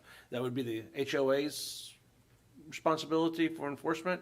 Is that kind of, because, you know, once you put it in here and, you know, you build it and people still don't pay attention to it, we're still in the same position we are, unless there's somebody who has authority to say, hey, you know, HOAs, your associations or whatever, you have to comply with the parking requirements that are laid out or whatever. I can speak to the HOA a little bit. I mean, I know we put it in a lot of our covenants restrictions on different things, but I think the enforcement still comes down to law enforcement. I think if there's still a issue out there and your neighbor calls or somebody, I think that, I don't know if the HOA, I mean, they can put it in the covenants and restrictions, they can write the fines, but again, that's also turned over to the community. And if they decide not to enforce certain things, again, that's on them. But I think at that point, if you made a call on your neighbor, then a deputy would show up to say, hey, you cannot park out on the road anymore. If I may just interject here, and don't go away, I want you to talk about the tenant restrictions you do, but the HOAs would have to enforce their covenants and restrictions. Our code enforcement officers can't enforce those though. The HOA will have to do it and set up those things. So it's just the distinction there is HOA would have to enforce it. Code enforcement couldn't even assist them with it. So it's unfortunately not something we have authority for or jurisdiction. But you had also spoken to me about tenant restrictions on, because some of the situations we're speaking to are not single family sold. They might be single family rented. Yeah, so we have one current one we're working through, and this affects stuff that we're currently working on. You know, if these changes happen, there's a lot of projects could get affected and get rerouted. So we're invested in this, but we have one particular where it comes down to a site plan. So it would basically be a commercial piece of property with townhomes and apartments on it. And in those situations, we can put it in the covenants and restrictions and have more restrictions and more say-so on that, because it's not a public road and it's not a public right-of-way at that point. So we're working towards that. We see it also, but in a plan, a regular subdivision, all we can do is put it in the covenants restrictions and ask that it be enforced. I mean, my biggest thing right now with this is, and I'll just, it doesn't even pertain to you in this, is we're a community that needs workforce housing, and we need affordable housing left and right. This just puts an additional burden on a developer or anything like that to put more parking there, and less housing. We're in a desperate need for this. I mean, the city of Pensacola, for God's sakes, has 100% abatement in their dense business district of parking. I don't want to say if we look to the denser uses here, we should be looking at that aspect from this, not increasing this burden. I understand where the logic comes into this with like UWF having issues around there, but when our core issue in this county is trying to get people here and trying to find housing, this is just another detrimental layer to that process. And I understand it is an expense that sometimes puts them in a cost-benefit problem. And I'll just put a comparison here, even to my own home. If I were to do my home by this standard, I mean, I have a 3-car garage, and by this, I think I'd get marked as like a 1-car, and I'd be non-compliant. I mean, this isn't, I just don't feel this is right.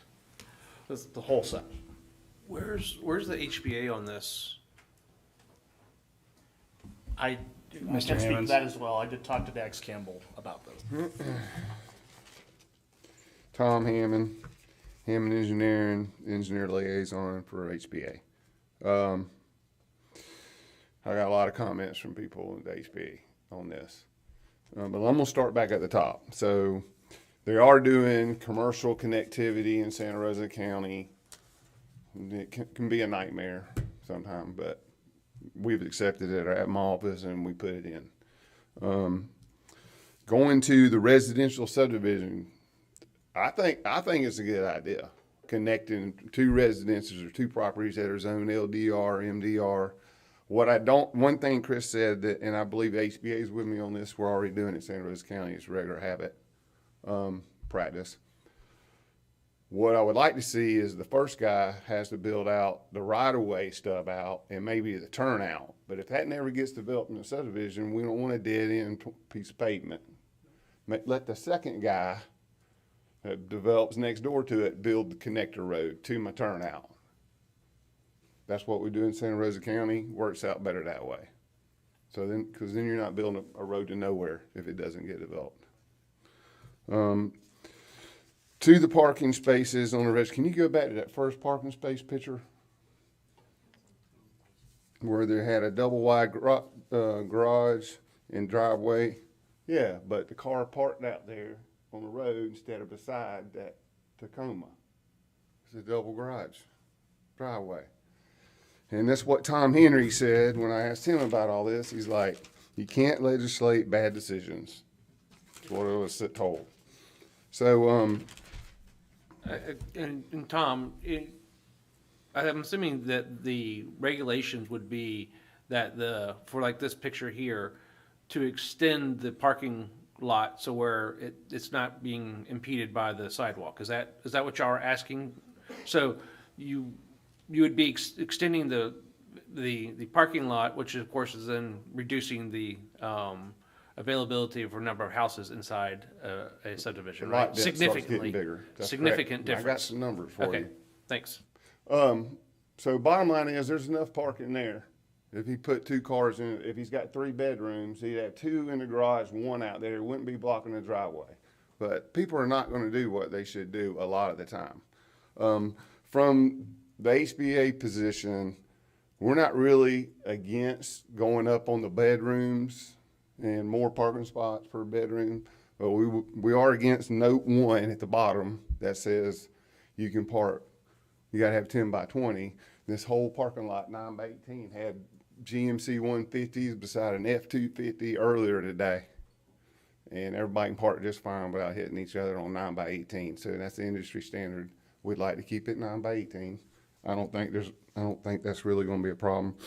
And then the garage thing seems to be going away too. It is a garage. I mean, it's a 1-car garage or a 2-car garage. It's not just a shed. It's a garage. Now, people may not use it.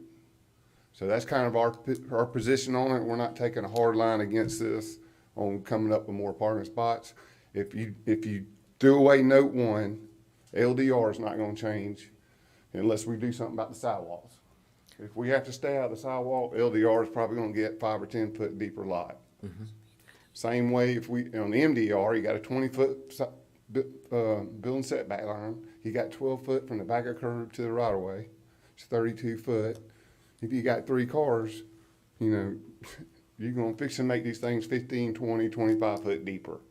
And that's going to start affecting pieces of property out there that are zoned for townhomes, but you can't get double loaded road on these townhomes on the parcel. Thank you. That's kind of where we're coming from. Understand. In conversation, if I may interject here, Mr. Chairman. Yeah, we've got one more speaker and he's been Okay, here. thanks. And I just want to make sure we don't hold him up any longer. Mr. Stroberger? Hi, Steve Stroberger, 16787 Inverary Point Road. Full disclosure, I'm not an engineer, but I do love the engineers at the county. I guess I'm advocating for the garage to be a garage and not a storage unit. We've talked to the county engineers about this before, and when I lived in California, I told them this story. We had a particular group of people, an ethnic group of people, that used their garages and turned them into kitchens. This neighborhood these were $900,000 homes. And everybody had 3-car garages, 2-car garage and a 1-car garage. And when these homes were built, you could either turn that 1-car garage into a bedroom, or it could remain a garage, but it wasn't a storage unit, and it sure wasn't a kitchen. But that's what they did. I think they were selling. These homes were. This group of people kind of invaded San Diego, and there were no kidding, like 10 or 12 people living in this house. This is how they were able to afford the home, and they were running a business out of the garage. And I'm not saying that's going to happen here, but I don't think that we should be in the business of deciding what the homeowner should use that garage for. I use my double car garage as a garage, and we usually just keep 1 car in it. And 1 car is usually outside. But this is going to be cost prohibitive to a developer that's developing three developments in District 2. 2 of them he's going to have to cancel. They just wouldn't work if the garage didn't count as a parking spot. It just wouldn't work for him. So that kind of would hurt the community. And like I said, with the I think Will brought up the idea about affordable housing. That would make this a little bit less affordable, and also less affordable homes in District 2 too. So that's all I have to say. Thank you. Much. Thank you, Mr. Chairman. In conversation, I think that some of the suggestions have been taken into account, and staff has agreed to considerations for this time, and for representation to our board, and to you and to our board, to allow to count the garage as a parking space, provided there is a double wide, if you will, driveway in front of it. The reason being is because if 1 car is in that garage and it's a single wide driveway, the 1 car can't get out. So it certainly gives that I mean, even with mine, I've stacked. You can do that. I mean, me and my wife leave every single day with our kids that way. I have an F-150 behind that. That's not that fair. I mean, it should be counted every single which way. Don't take it away. That doesn't make any sense. So, and I appreciate your input, but again, those conversations we had and the compromise that we felt was reasonable and safe for the situation would still allow for generally 3 parking places still, because you have the double wide driveway and the garage to count. So that gives you the 3. And that way, everyone still, even if you do have to coordinate leaving in the morning, then it works out for you to still be able to count that. Again, a lot of this was brought in through, and I hope Matt doesn't mind me saying, one of their subdivisions that was being built, and the situation was people were unable to get all of their vehicles in their driveway or use their garage, perhaps. I'm not aware of the specifics. But at the same time, the home builder is still trying to get in and out with their equipment. The school bus could not get through. And if the school bus couldn't get through, then of course a fire truck couldn't get through. So a lot of things came about, and that's a very atypical time, I get that. But by the same token, it is still a very large subdivision, and therefore it lasted a long time. It took quite a while to build out the subdivision, and therefore every day we were fielding calls from the school board as well regarding the ability to get in and out, from the residents as well for being blocked into their homes. And that's extreme conversations, I get that, but it was still, that's what brought some of these things to light. So we tried to use a little good judgment and a little practicality and a little engineering design to make it as safe as possible. And now we've tried to adjust to being as practicable as possible, which is what we're trained to do. To the extent practicable, we need to make this as safe as possible.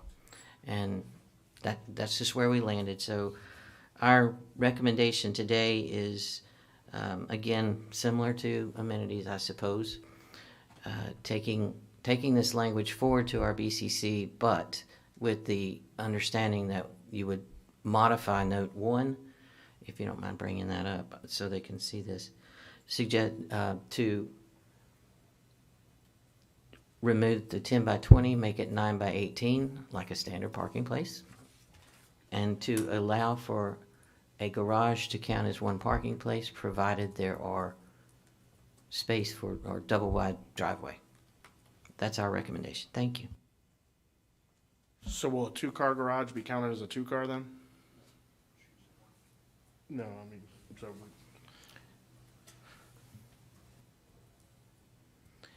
Yes, we would remove that. Thank you, Mr. Van Horn. We would need to make changes to that discussion, that Yeah, item I mean, there, a to say a 1-car garage will be counted as a parking space, provided there is a 2 double wide driveway. Would this be for everything if I have 4 or 5-car garage? Would it continue to go on to that? Sure, of Okay, course. that's one of the things. It kind of feels like it stops here I hear too. you.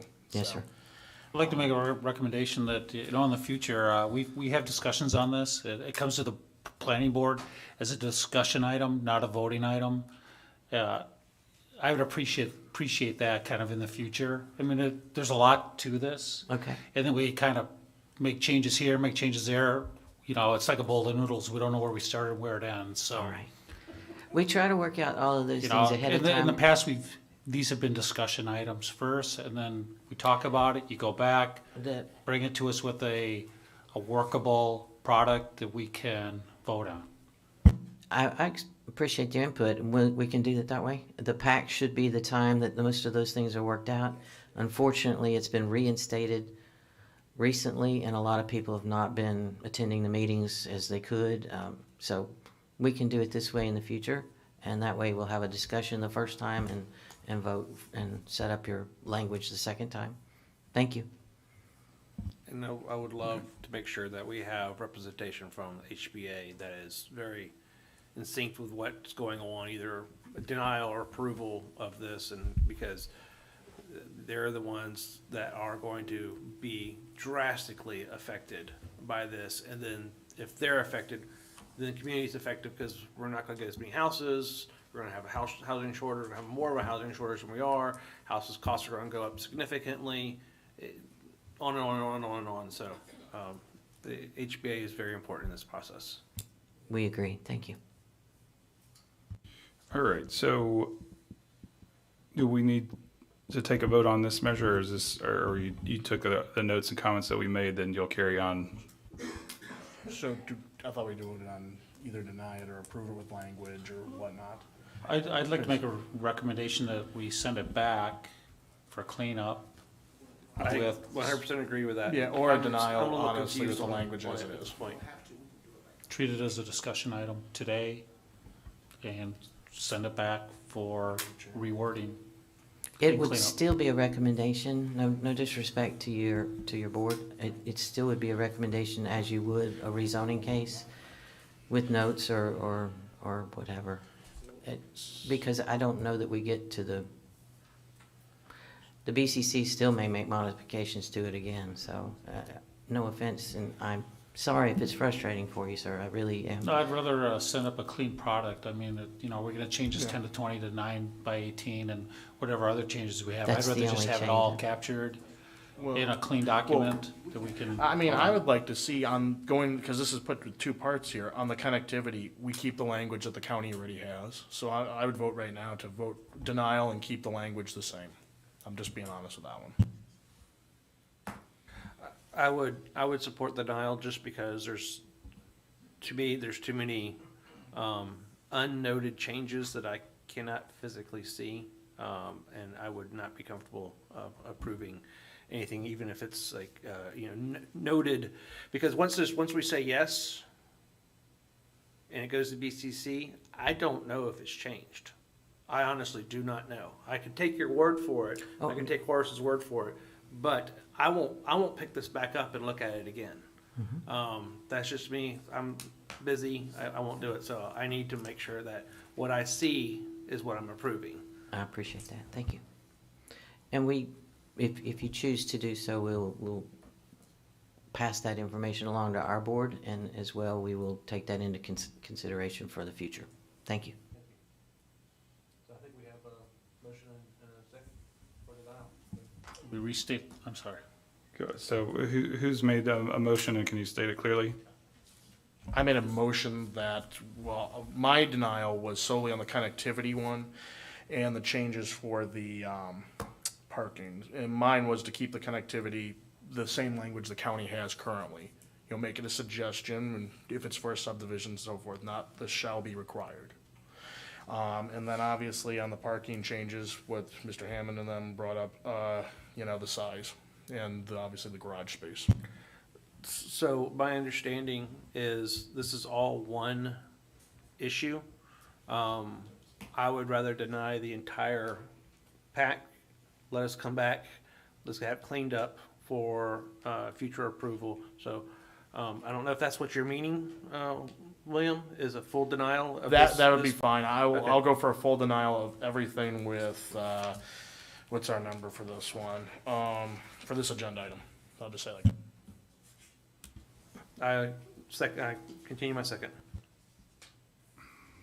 Okay. I've got a motion for denial and a second on the floor. Just, I guess, for my clarification, so what is the next step going to be for us or for you guys? This will still go to the BCC It with still the be just a recommendation for just denial. okay, I'm with you. Okay. All right, all those in favor of the motion, please signify by raising your right hand. All those opposed? Okay, motion carries. That is the last item on our agenda for today. We did not have any members signed up for public forum. I imagine there are none. Is there anything from Horace? Do you have anything? There's a discussion item. Oh, attached dwelling units discussion. Yes, sir. We will be bringing back for discussion to make some modifications, changes, amendments for attached single-family dwellings with understanding to make sure that so that they come before the BOA for the community to be aware of making changes to attached single-family dwellings. So we'll be bringing back this ordinance for discussion. All right, thank you. Anything from the county attorney? I don't have anything. All right, and then scheduling of future meetings. We got the next meeting on February 6th, right here at 8:30. Yes, that meeting is gonna have quite a few items. I have 2 small scales, a rezoning and now a second rezoning from today. We're also gonna have a planned unit development, a PUD. We haven't had one since 2021.